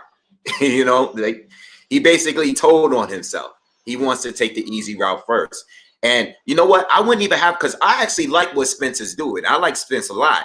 It's just that when it comes to Bud, that's the only place where I don't really fall behind on what he's doing, because he's making it seem like the fight can't happen, when before it was more like, listen, come up here, win the title. And, you know, I want to be, Spence has said in the past, I want to be undisputed. You know, he was smoke for everybody, free smoke, all that stuff. Then when it comes to Bud, it's like, I don't know, he feels a little differently about Bud, you know? And I think because he realizes, and Al and all those guys realize, that the real talent there is Terrence Crawford. You know? Can I ask you a question? If Spence decided to drop his belt and go fight and go up to 154, did he duck Bud? You would call that a duck, right? If he drops his belts and goes up to 154. Yeah. If he drops his belt, and not fight Bud, is that a duck? It's a duck, right? And so what do you say about, and so I ask you, and like I said, you could just give me a quick answer and I'll move on from it. What do you say about Canelo dropping his belt to not fight? Because they wanted to make the fight happen, and he rather drop his belt to make that fight happen. Bro, I just gave you the article. What happened? Because they wanted the interim. I didn't read it. They wanted an interim fight. Hold on. Let me just explain it to you. The article literally goes over that. They didn't reach the deadline, and that's why he was stripped. That's it. He didn't drop the belt. He was stripped because he didn't reach the deadline. But why didn't they meet the deadline? Because of Oscar De La Hoya not filing the injunction in time. It had nothing to do with Canelo. That's why Golden Boy and Canelo aren't even really on speaking terms right now. No, that was for Derevyanchenko. No, that was for Derevyanchenko. I'm talking about something. I'm talking about Triple G. I just actually made a video responding to IBFP and Bruce Vane. Basically, I said in that video, when it comes to facts, all right, facts, Kovalev is the better fighter, without a doubt. I don't like the way Golden Boy handled the whole situation with the IBF, the belt, Derevyanchenko on that. I don't support that, because, and that's clearly why Canelo feels a way about Oscar De La Hoya, because they were pushing towards other fights and they were one belt away from winning undisputed. And they let that slip through the cracks because of this whole, you know, issue that's going on with the amount of time that they were supposed to have this fight with Derevyanchenko or whatever that situation was. I did make a video speaking on that. That's basically the fault of the promoter, De La Hoya, because he's the one, and that I guess is at fault because of all of this that went down. And beforehand, Canelo was in negotiations with Andrade's team.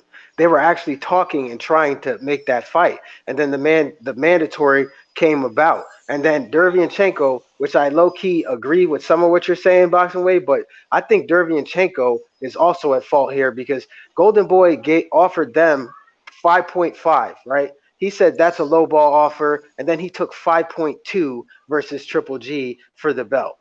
So you didn't want to fight Canelo, to me that's what it looks like. Easier route. He took the more winnable fight. I mean, I agree. I did read that one part in the article where Oscar basically said in that article. I remember the articles I read. I don't know if it's the same article that you got, but the one that I read in my video, I basically read the point where Oscar was like, I don't even think Derenchenko was interested in a fight at all because he went the Triple G route instead of going to the Canelo route. Maybe he didn't really want to fight Canelo. Maybe he just wanted the chance for the title without having to actually fight Canelo, you know? But I understand it's a real messed up situation, but this situation is not the same exact thing as Spence and Crawford. Exactly. That's a totally different situation. I get where you're going with it, but it's not the same situation. It's not the same situation. So it's politics, and you saying it's politics in front of why Triple G and Canelo didn't happen. No, but it did happen. What are you talking about? No, I'm talking about when we wanted it to happen. I'm talking about when it didn't happen. It was politics. Oh my! Are we really? You still don't get it? I'm talking about Android right now. I'm not. Are you talking about Android? Yeah, I don't know what you're talking about. Triple G and I think that's what you were saying. This is what you. No, I get what you're saying. Like I said, I have to read the article, so I'm not even going to. He's talking about Triple G and Canelo and why that didn't. Yeah, that's Triple G and Canelo. I don't know. I asked because you know why? Because you guys went on. I asked, why did Canelo drop the belt? Is what I was saying. Why did Canelo drop the belt? And you said it was an injunction. He said it was an injunction. I said no, that was Derenchenko. Why did Canelo drop his belt? Right, and then instead of fighting that's what I was. That's what I was telling you. Why are you trying so hard right now to prove how it's the same? Don't because just I listen like to this. A duck is a duck. I mean, just listen to yourself. You're actually, but you don't duck. Oh my fucking god, bro! As the other situation, dog. Oh, bro, you can't consider it a fucking duck if he signed to fight the guy. He didn't sign to fight the guy though. He didn't sign. Bro, read the fucking article first. Wait, How about that? I have to hold on. I would have to read the article. Read the article because I'm tired. So, now you're getting me a headache. Let me ask you this question. Let me ask you this question. Okay, and I'll leave it at that. If he signed to fight him, why didn't they let him keep his belt then? Bro, okay, all right, okay. Are you listening? That's the question. Are you listening? Okay, yeah, I'm listening. They had a 15-day deadline. All right. Right. They did not meet the 15-day deadline. Why? Right. So then he got stripped. However, they still came to an agreement to fight each other. Okay, so why didn't they make the 15-day deadline? If he knew, if he okay, said, but listen, let me just explain. Okay, no, yeah. Because what you're going to say doesn't matter. It's actually irrelevant. Because after the 15 days, right, minus the belt, right, Mm-hmm. What happened? They agreed to fight. Canelo signed that contract, and that's why they proceeded to go on with the fight. So I don't understand your fucking point. You're saying he ducked him, but how do you duck a person that you signed to fight and agree to have interim fights in between? You don't duck a guy then sign for the fight. How many interim fights did he have? Read the article, please. Read the article. Okay. I guess I got one question for you, bro. I got one question for you. So you understand that your PBC guys, you understand they duck. Your objective is to show how others have ducked, but you're accepting the fact that they've ducked. But you're trying to point out. I don't really consider it. I really don't. Oh, go ahead. I'm sorry. Go ahead. I'm asking you, are you trying to show how other fighters has done the same thing? No. Well, yeah. This is like I said. When the biggest fight in boxing happens, it never happens when we want it. Is what I'm saying. There's reasons why Triple G, Canelo said he wanted Triple G after the middle. Oh my God, bro! No, stop. Leave Triple G Canelo alone, bro. Read the article, please. Just read the article. You couldn't answer the question, bro. Because look, that was really a yes or no question. I'll let you keep talking. I asked you a simple question. You are admitting that your guys duck, but you're just showing how others have done the same thing. Is that what you're? I don't. No, it's not that I believe. I say I understand that business comes in the way of boxing sometimes. So basically, you're making excuses for everyone ducking. No, this is what I said. The biggest fights in boxing don't always happen. No, I'm not making excuses. I understand that There's business that comes in the way of boxing. I'm gonna put it to you like this: the only reason why I don't think Spence and Crawford is happening is because it's more because of business. And Crawford has said it Spence himself. doesn't want to fight. Spence don't want to fight. But why did Crawford say the fight can get made is all about business? No, because see, people like to quote that, right? But they're not. Hold on. Huh? People like to quote. People like to quote Bud. People like to quote Bud from that, right? Now, if you look and you actually saw the entire article, right? What else did Bud say? What did he say? He said boxing is about a business, right? If the fight makes sense, like Spence and Bud Crawford makes sense, then it will happen. So he is saying that Bud versus Spence makes sense and that it should happen. Did you take that from that or no? Yeah, I get that. Yeah. Oh, okay. So what's your point? My point, he said it should happen. He said, but it's a business. He also said, okay, and I'm going to tell you what you're leaving out. He said it's not just the fighters that get paid. The promotional companies got to get paid. So it's not just about and then the what else fighters did he wanting say? to fight. No, what else did you hear that part? You left that out purposely, though. No. I heard that part. Okay, no, go ahead. Continue. Okay, so what else did he say? No, what else did he say? Okay. They asked, the interviewer asked him, do you believe that this fight is big enough to be made? What did he say? Yeah, he said yes. The fight, he said yes. Okay. So what's your point then? So, but what he said. My point is what he said. You didn't make it. You didn't say nothing. Okay. So Terrence Crawford made. Hold on. Terrence Crawford said boxing is business. Who on the panel didn't know boxing is a business? Mm-hmm. So what is your point? Terrence Crawford said the fight is big enough to be made right now. That's what he said. Yeah. Derek James is the one saying that fight is asinine. Derek James of PBC is saying that fight doesn't make sense right now. Floyd, there's a video of Floyd saying we gonna let that marinate. What point do you have? What's weird? You're. Oh my God! You sound smart to somebody that don't know any better. Somebody else, please deal with this guy. No. I'm done. I'm biased. I'm biased. You going with? I'm biased. Well, Flyboy, hold on 1 second. That comment there, you got to be careful with. Oh my God! Then you will be borderline trying to belittle the panel. Because you say he sounds smart to somebody. Let me finish. You say you sound smart to someone who don't know. We all know we know a lot. Two hands, IBFP. I'm not. I would never insult the panel. Like it's not. That's not what I'm. Let me explain to you what I meant. What I'm saying to him is he sounds smart talking to me to somebody who doesn't know him, but I know better. I know what he's doing. So that has nothing to do with you guys. I would never insult you guys. You guys, you guys never insulted me or belittled me, so I wouldn't do that.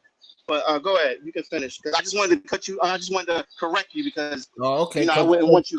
Yeah, I agree with him. I'm just letting you know that I agree with him. No, you can agree with him, but I just said I have something to say behind it. Like what he's doing, he's playing some man. It's like he's doing histrionics. Like he'll say what he want to say and then go crazy and make everybody think that like he, what he says is the right thing. But I have a rebuttal to that. This is what I'm saying to you. Rebuttal. PBC. Right. Okay, PBC has all the top welterweights.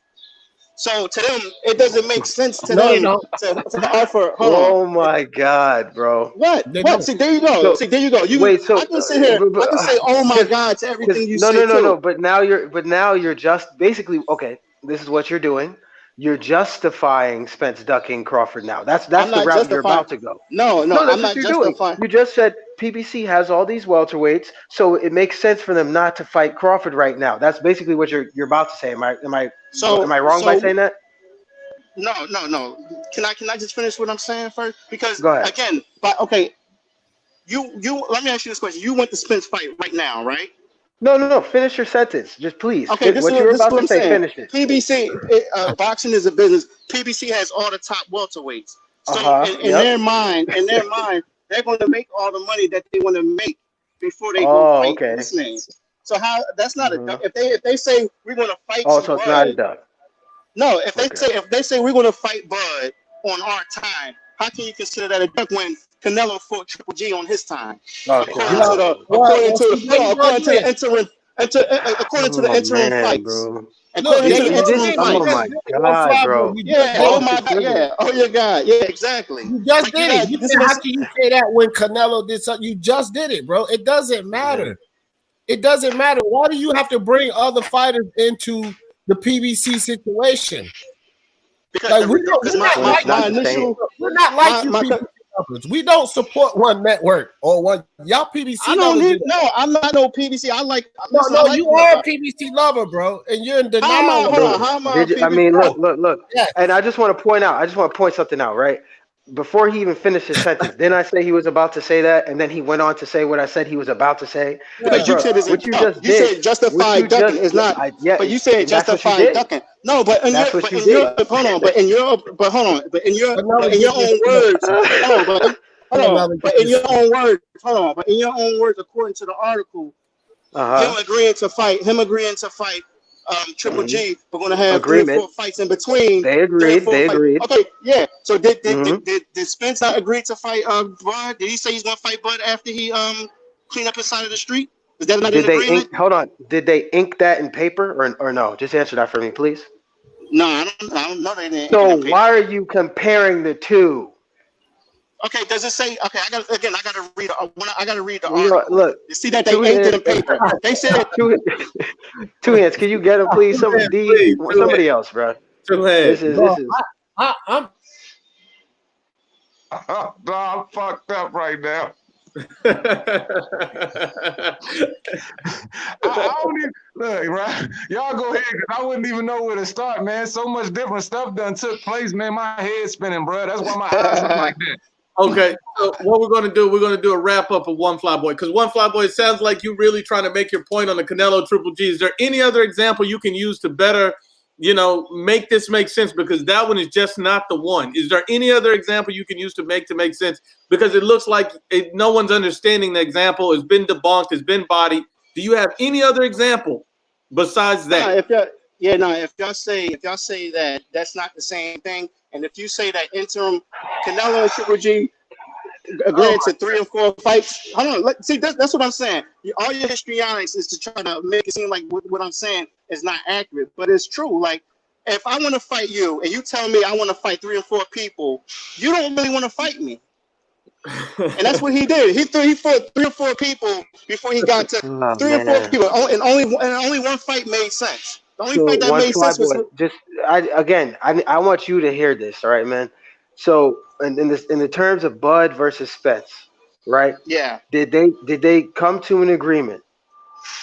They had a verbal agreement. A verbal agreement. Was that inked in a contract where they were obligated to fight each other? No, they didn't have a ink in a contract. Okay, cool. So keep that right there, please. Save that in your memory bank. Keep that fact right there. I got you. Now, Canelo versus Triple G, they did. They inked it. Okay. So you do see the difference, right, or not? There's a difference there. Oh, okay. All right. So cool. See now you get it. All right. Cool. There you go. There's a difference there, but it's the same shit to me, though. It's the same shit. It's different, but it's same. Oh my god! No, the only difference is there's a difference because the ink to the paper if it's in the contract. But I'm just saying, if we want to see Triple G and Canelo fight, and we feel like the fight is there to be made, and everybody want to see it, why does he have to take 3 or 4 fights? If you tell me that he wasn't ready at the time, then fine. But that fight was big that was the biggest fight in boxing way before they fought. So I'm gonna just go ahead and say it. You just don't like Canelo. No, I like Canelo. No, you don't. No, I like Canelo. Well, I like Canelo. Okay, but maybe you do. There's hypocrisy with Canelo.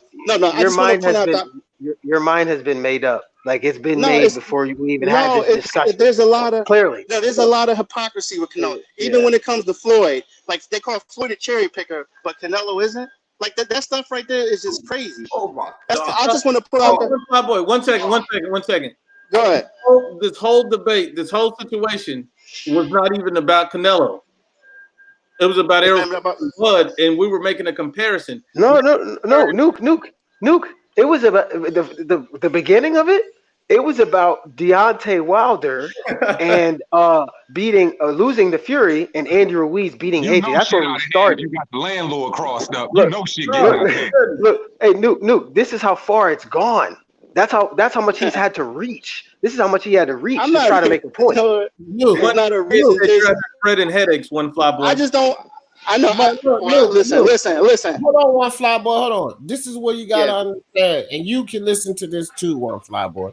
This is why I said that the dude is a PVC protector, because we started off talking about the main topic, the Wilder bullshit, and this man has flurried through Spence, through Tank, to Canelo. Look, and he's ending off with what Floyd did in the hypocrisy.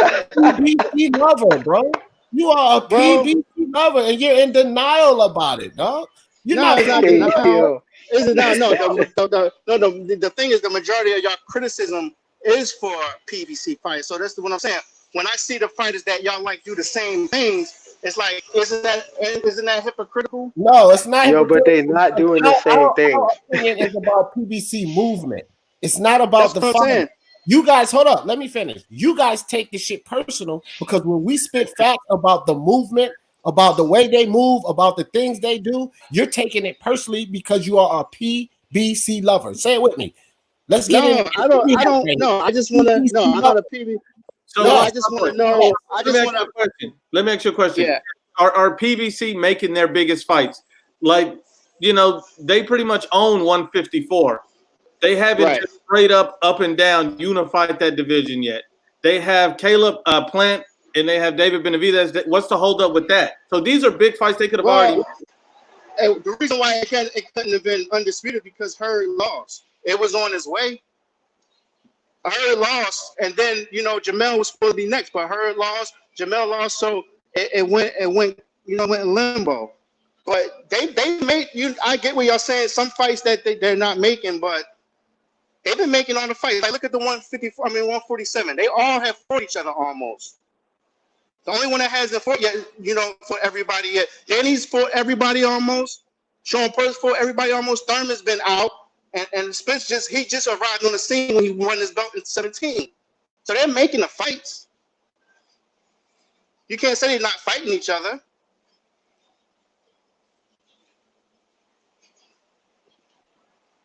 I don't even know what to say to this. I don't know. Anybody want to say this? I mean, just listen. I mean, hold on. Like, bro, we need to get Dr. Phil in here, because it's like, but I mean, they're making the fights. Y'all don't get it. They're making, and you don't think that you protect them. Hold on. Hold on. What fight? Hold on. Did I not say that they made the fights that at 147? Did they not with PBC? One fly. I consider you a lost cause. That's all I can say, dog. All right, D, I'm gonna ask you this question. You listen. This is directed to you, D. At 147, did Sean Porter not fight everybody? Sean Porter, one fly boy. Sean Porter is not the guy making the biggest fights in the division. No. I'm just gonna go down the line. Let me finish. I'm just gonna go down the line. Hold on 1 second. The biggest fight at 147 that was to be made at the time was Keith Thurman and Errol Spence, and that fight never got made. So we're past. Disagree with that. Hold on. That's a fact. Errol Spence was never the biggest fight. Never. It was always Keith Thurman and Errol Spence. That was the biggest fight. Always. Wait, that's how far. Hold on. They married for no reason, and it never happened. And so now, this is how far he's gone. He doesn't plant. It's not on. So this at what point do you stop marinating? Look, and let me. What the fuck? He directed it toward me, so let me say this, bro. Five. Well, hold on for a second, dog. Hold on for a second, because you do these things. You almost like this, like get this smoke, bro. Let me get you to understand something here, and while we come after the way the PBC moves, get this through your head, okay? You sitting here telling me, did they not fight everybody? Let me ask you this. The biggest fights, the PBC fighters, and the biggest fights that they can be in, did they accomplish that? And the answer is fucking no. Charlo is not fighting the right people. Tank is not fighting the right people. Spence is not fighting Crawford. Wilder makes every fucking excuse in the world, even turning down $120 million. And don't tell me the bet on himself paid off with him sitting there looking stupid right now. These guys are not fighting the best fights that we want to see. Fuck them fighting each other, bro. And that's showing because you're protecting them. Because you're not getting the point of what we go after. Them taking the best fights on. I don't give a fuck what network they're in because I don't protect or stick with one network. I stick with boxing. And they need to take the best challenges, and they're not doing it. You're sitting here defending what they do at 147, fighting each other. Get out of here. Can I say this now? Listen, I'm just going to listen on this one. You say that the biggest fight was Keith Thurman and Spence, right? Spence won his belt in 2017, right? And in May of 2017, Thurman went out and went March of 17. So when was they supposed to fight if that was the biggest fight to be made? Like, why would Thurman fight Spence when he had Danny Garcia, who had a belt? Sean Porter at the time was a bigger fight.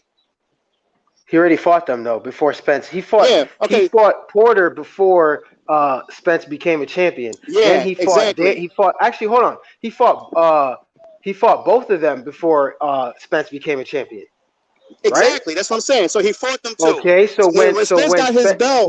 But when Spence became a champion, that was the biggest fight, correct? Yeah, but Thurman was already out. He went out on injury. So how could you say that Spence and Porter is the biggest fight?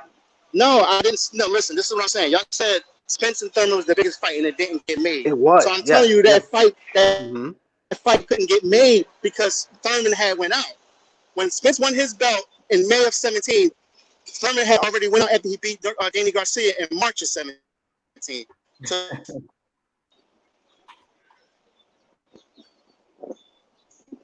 right? Bro, I'm telling y'all right now, y'all can go ahead. I'm done with this. Yeah, because there's nothing you can say about that's not right there. There's nothing you can say about that's a fact right there. That fight, that's the only fight that keeps. So your excuse. Hold on. You're telling me that Sean Porter became the bigger fight for Earl Spence because Keith Thurman was injured. Yeah, well, he had a belt. Yeah, okay, when Thurman come back, they wasn't going to put him back in with Spence. You're talking about the fight just now. The fight just now, that Spence just had, was bigger than if he would have fought Keith Thurman at the time. No, he couldn't. Like if Keith Thurman if Keith Thurman came back after the Josecito Lopez fight, right, and fought Spence, you're saying that wouldn't have been as big as Porter versus Spence. That's what you're. I'm confused. Now you see again. You sound smart to somebody that knows you better. Where's the timeline? Is my point. The timeline. Okay, this is the timeline. This is my timeline. This is the timeline. Now follow. Okay. Thurman and Danny fought in March of 17, right? Right. Okay. Thurman went out on injury, right? For 2 years. Yep. 2 years. Spence won his belt in May of 17. Right. Okay, so in between that time, they couldn't fight each other. So that's a wash. Thurman comes back and fight Josecito Lopez in a tune-up, which is understandable, right? Okay. And then he got the Pacquiao fight, which is a fight that anybody's going to take at this point over anybody. So where does he fight? Where does he fight Spence during that time? From those time frames, he could have fought him after Josecito Lopez. I was to say so.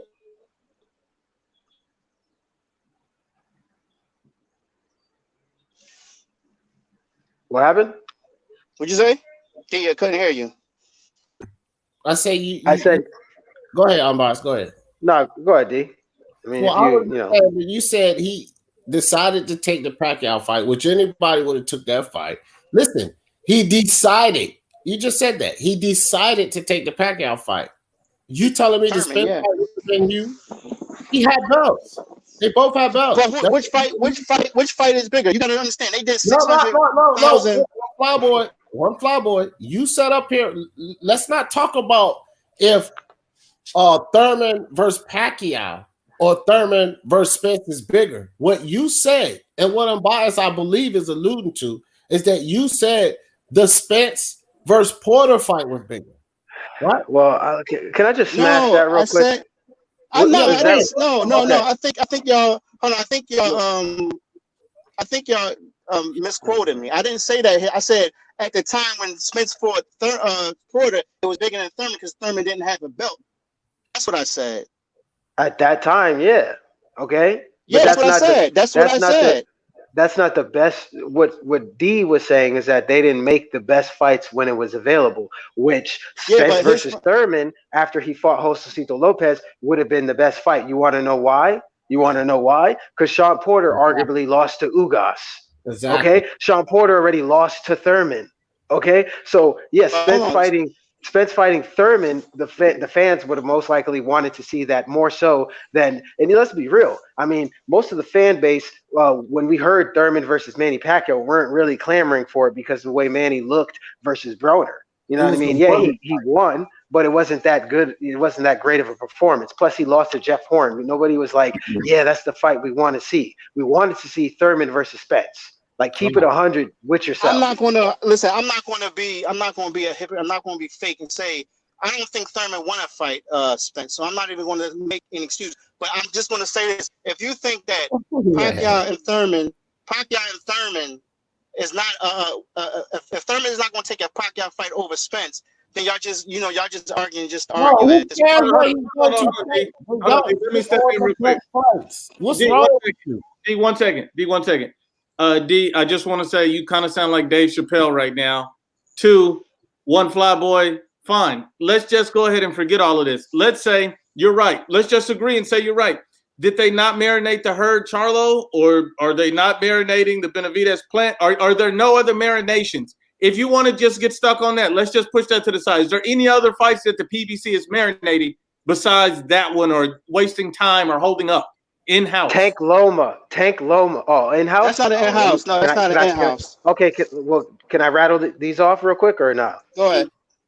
Okay, Gary versus Leo. That's it. Okay. Yeah, that's PBC. Yeah, that's the dog. Right? Yeah, go ahead. Okay, Jermel versus Hurd, right? Well, that was next. That was next.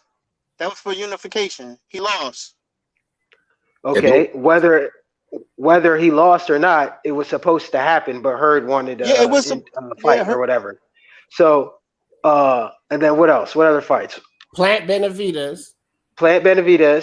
I'm missing some right now. I'm kind of blanking out. Frampton was with Al Heyman, wasn't he?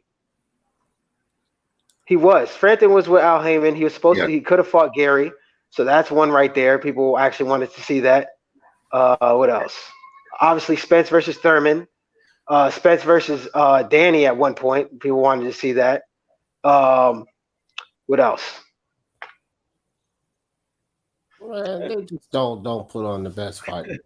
But if you're talking about the whole spectrum of boxing, then there's a lot more fights that we could be listed off right now. You know what I'm saying? Yeah. Burchelt versus Davis. Davis versus Loma. Let's see. Davis versus Devin. Davis versus 130. There you go. Just put that whole division because he ain't fought nobody really from there. 135. Yeah.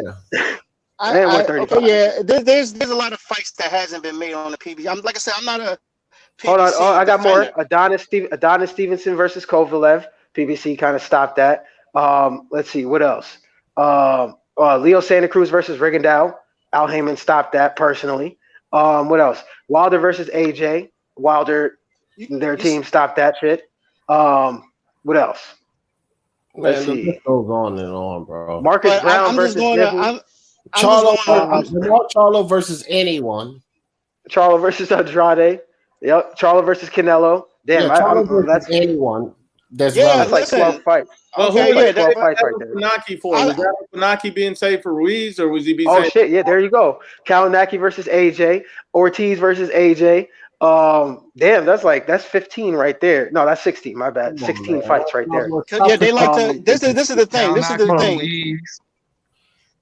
Can I give you my opinion? Let me give you my opinion on PBC. I think PBC is trying to monopolize the sport of boxing by taking all the fighters and keeping all the fight. Like if they got all the welterweights, then the other welterweights in the other spots are going to suffer. And they was trying to do that throughout the whole sport. But I guess for some of it it's backfiring.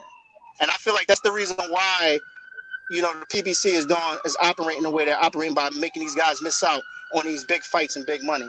Let me say, let me just make this one point, just based on what he just said. I think the zone coming out kind of threw a whole monkey wrench in the whole thing, because I think at one point PBC was looking like they were about to monopolize the whole shit, you know. And then once Matchroom had, you know, Golden Boy had their own little thing, Matchroom had their own little thing, but PBC at first they had all of these networks on network television. They had a whole bunch of them. Then they did exclusive with Fox, which is cool because you're going to get the most viewership from Fox, period. But once the Zone came out and picked up all of the HBO fighters, including, you know, Golden Boy fighters, Matchroom, all of that stuff, that threw a whole monkey wrench in the whole shit. And plus, they was throwing out a lot more money than PBC is paying their fighters. Because remember, Rock Nation tried to do that. Rock Nation came in on a low, and I brought this up in my video as well. Rock Nation was behind the scenes trying to pull. Jamel Charlo told me this. I just had to keep on a hush. I never made a video about it. When Rock Nation was going around picking up fighters and throwing offers behind the scenes, they were throwing big money. Now, eventually, Broner said, you know, suck my, you know, I don't want to curse on your platform, but they came out saying, you know, all these fighters from PBC was like, nah. Keith Thurman got offers. The Charlo twins got offers. Adrian Broner, all these fighters got offers because Rock Nation came out guns blazing, throwing a whole lot of money. So that fell through because they just didn't have the foundation. They didn't have anything. It didn't work out. But the Zone, they came up right away and it's pulled in all these other these fighters and these promoters. They didn't have anything going at this time because HBO was shutting down. So I think that screwed up the PBC thing bad because they're still doing well, but it didn't work out where they could monopolize the sport. They was trying to be like how the UFC is, and it didn't really work out for them. Now they just and that's why they was trying to come up with that PBC belt. Well, now they just got a bunch of fighters chasing the bag and lost. They all lost. That's a fact. Hey, I forgot about Loma versus Mikey too. They stopped that shit too. Yeah. But this is what I'm saying. Okay, but this is what I'm saying. Let me ask you this: how you like this acronym? PBC, right? Premier Boxing Cowards. You like that? Premier Boxing what? Cowards. You like that? Cowards? Yeah. Nah, I mean, I can't say that everybody's a coward on PBC. Okay. I can't say everybody. Okay, well, I think I've lost enough brain cells at this point. Hold on, I forgot. Well, hold on. Caleb Plant versus Canelo too. They stopped that one too. And Charlo versus Canelo, but let's just go ahead and just give everybody the final thoughts. One Flyboy, I'm gonna let you go first. And then we're just going to swing around, give everybody final thoughts on this, and then we'll just wrap everything up. One Flyboy, what's your final thought to end all of this? Your final thought. What is that? Well, I just wanted to get some clarity on how you guys think about what I think is hypocritical of, you know, the best fighters in boxing and the guys that y'all criticize. I mean, I really didn't get, you know, much. You know, I got to do some more research on what y'all said. But again, like I said, I don't know if y'all heard me before. I appreciate like Nuke, D, and everybody else that got channels. You know, y'all guys get on here and talk y'all shit, but y'all give people an opportunity to, you know, to come challenge you guys on that. And those other channels, they'll block you for it. So, you know, I appreciate you guys, and I must, you know, keep supporting y'all. All right, appreciate that. Whoever next can go next. I think the shit talking is necessary when you got facts to back it up. And these guys all provided facts and rebutted pretty much everything One Flyboy said. And, you know, at the end of the day, you can't, and this is for anybody that's out there listening to this, you can't just run and back up a network.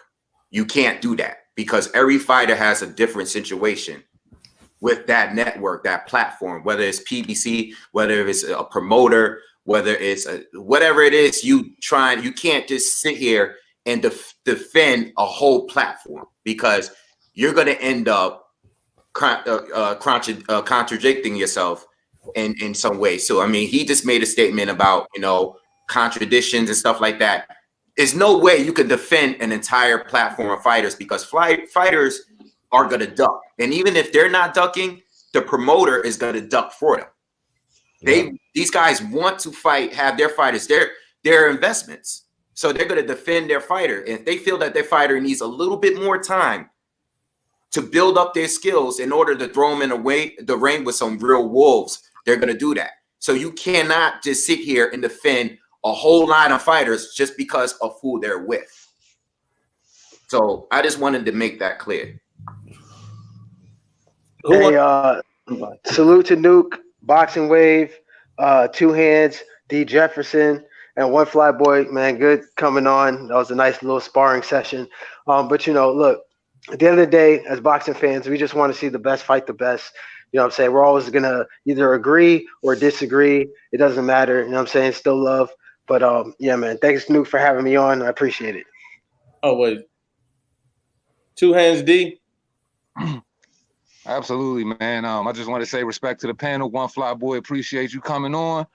As always, man, facts over feelings, man, and just keep pushing the truth, man, and just stay away from false narratives, man. And as Unbiased said, we just want to see the best fight the best, and hopefully that happens, man. This damn COVID-19 was messing everything up, man, because 2020 was leading with a great year of great boxing events, man, and I just want to see that continue, bro. But that's it, man. Hey, man, One Fly Boy, man, appreciate you coming on, bro. You did come with some substance, not like El Jefe or, just the ridiculous shit. I mean, I ain't coming at you, bro. I just don't support any network. I don't support any network, any promoter. I support boxing. And so if you're going to defend anything with a guy like me, it's got to be about that fighter. You can't come at me about what Golden Boy does because I'll trash them too.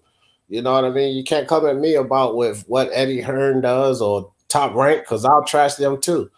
It doesn't matter. You got to come at me with what these boxers do. And there's no justification for what's going on in the PBC, period. I don't care what anybody else does. And that's just the angle that I'm coming from. My brother always, Nuke, appreciate you. Box away. Good to see you on, my friend. Two Hands. Definitely. Give it to me one time. It costs you nothing. Come on. To pay a nigga no mind. Hey, Nuke, can I just say one thing in private? Okay.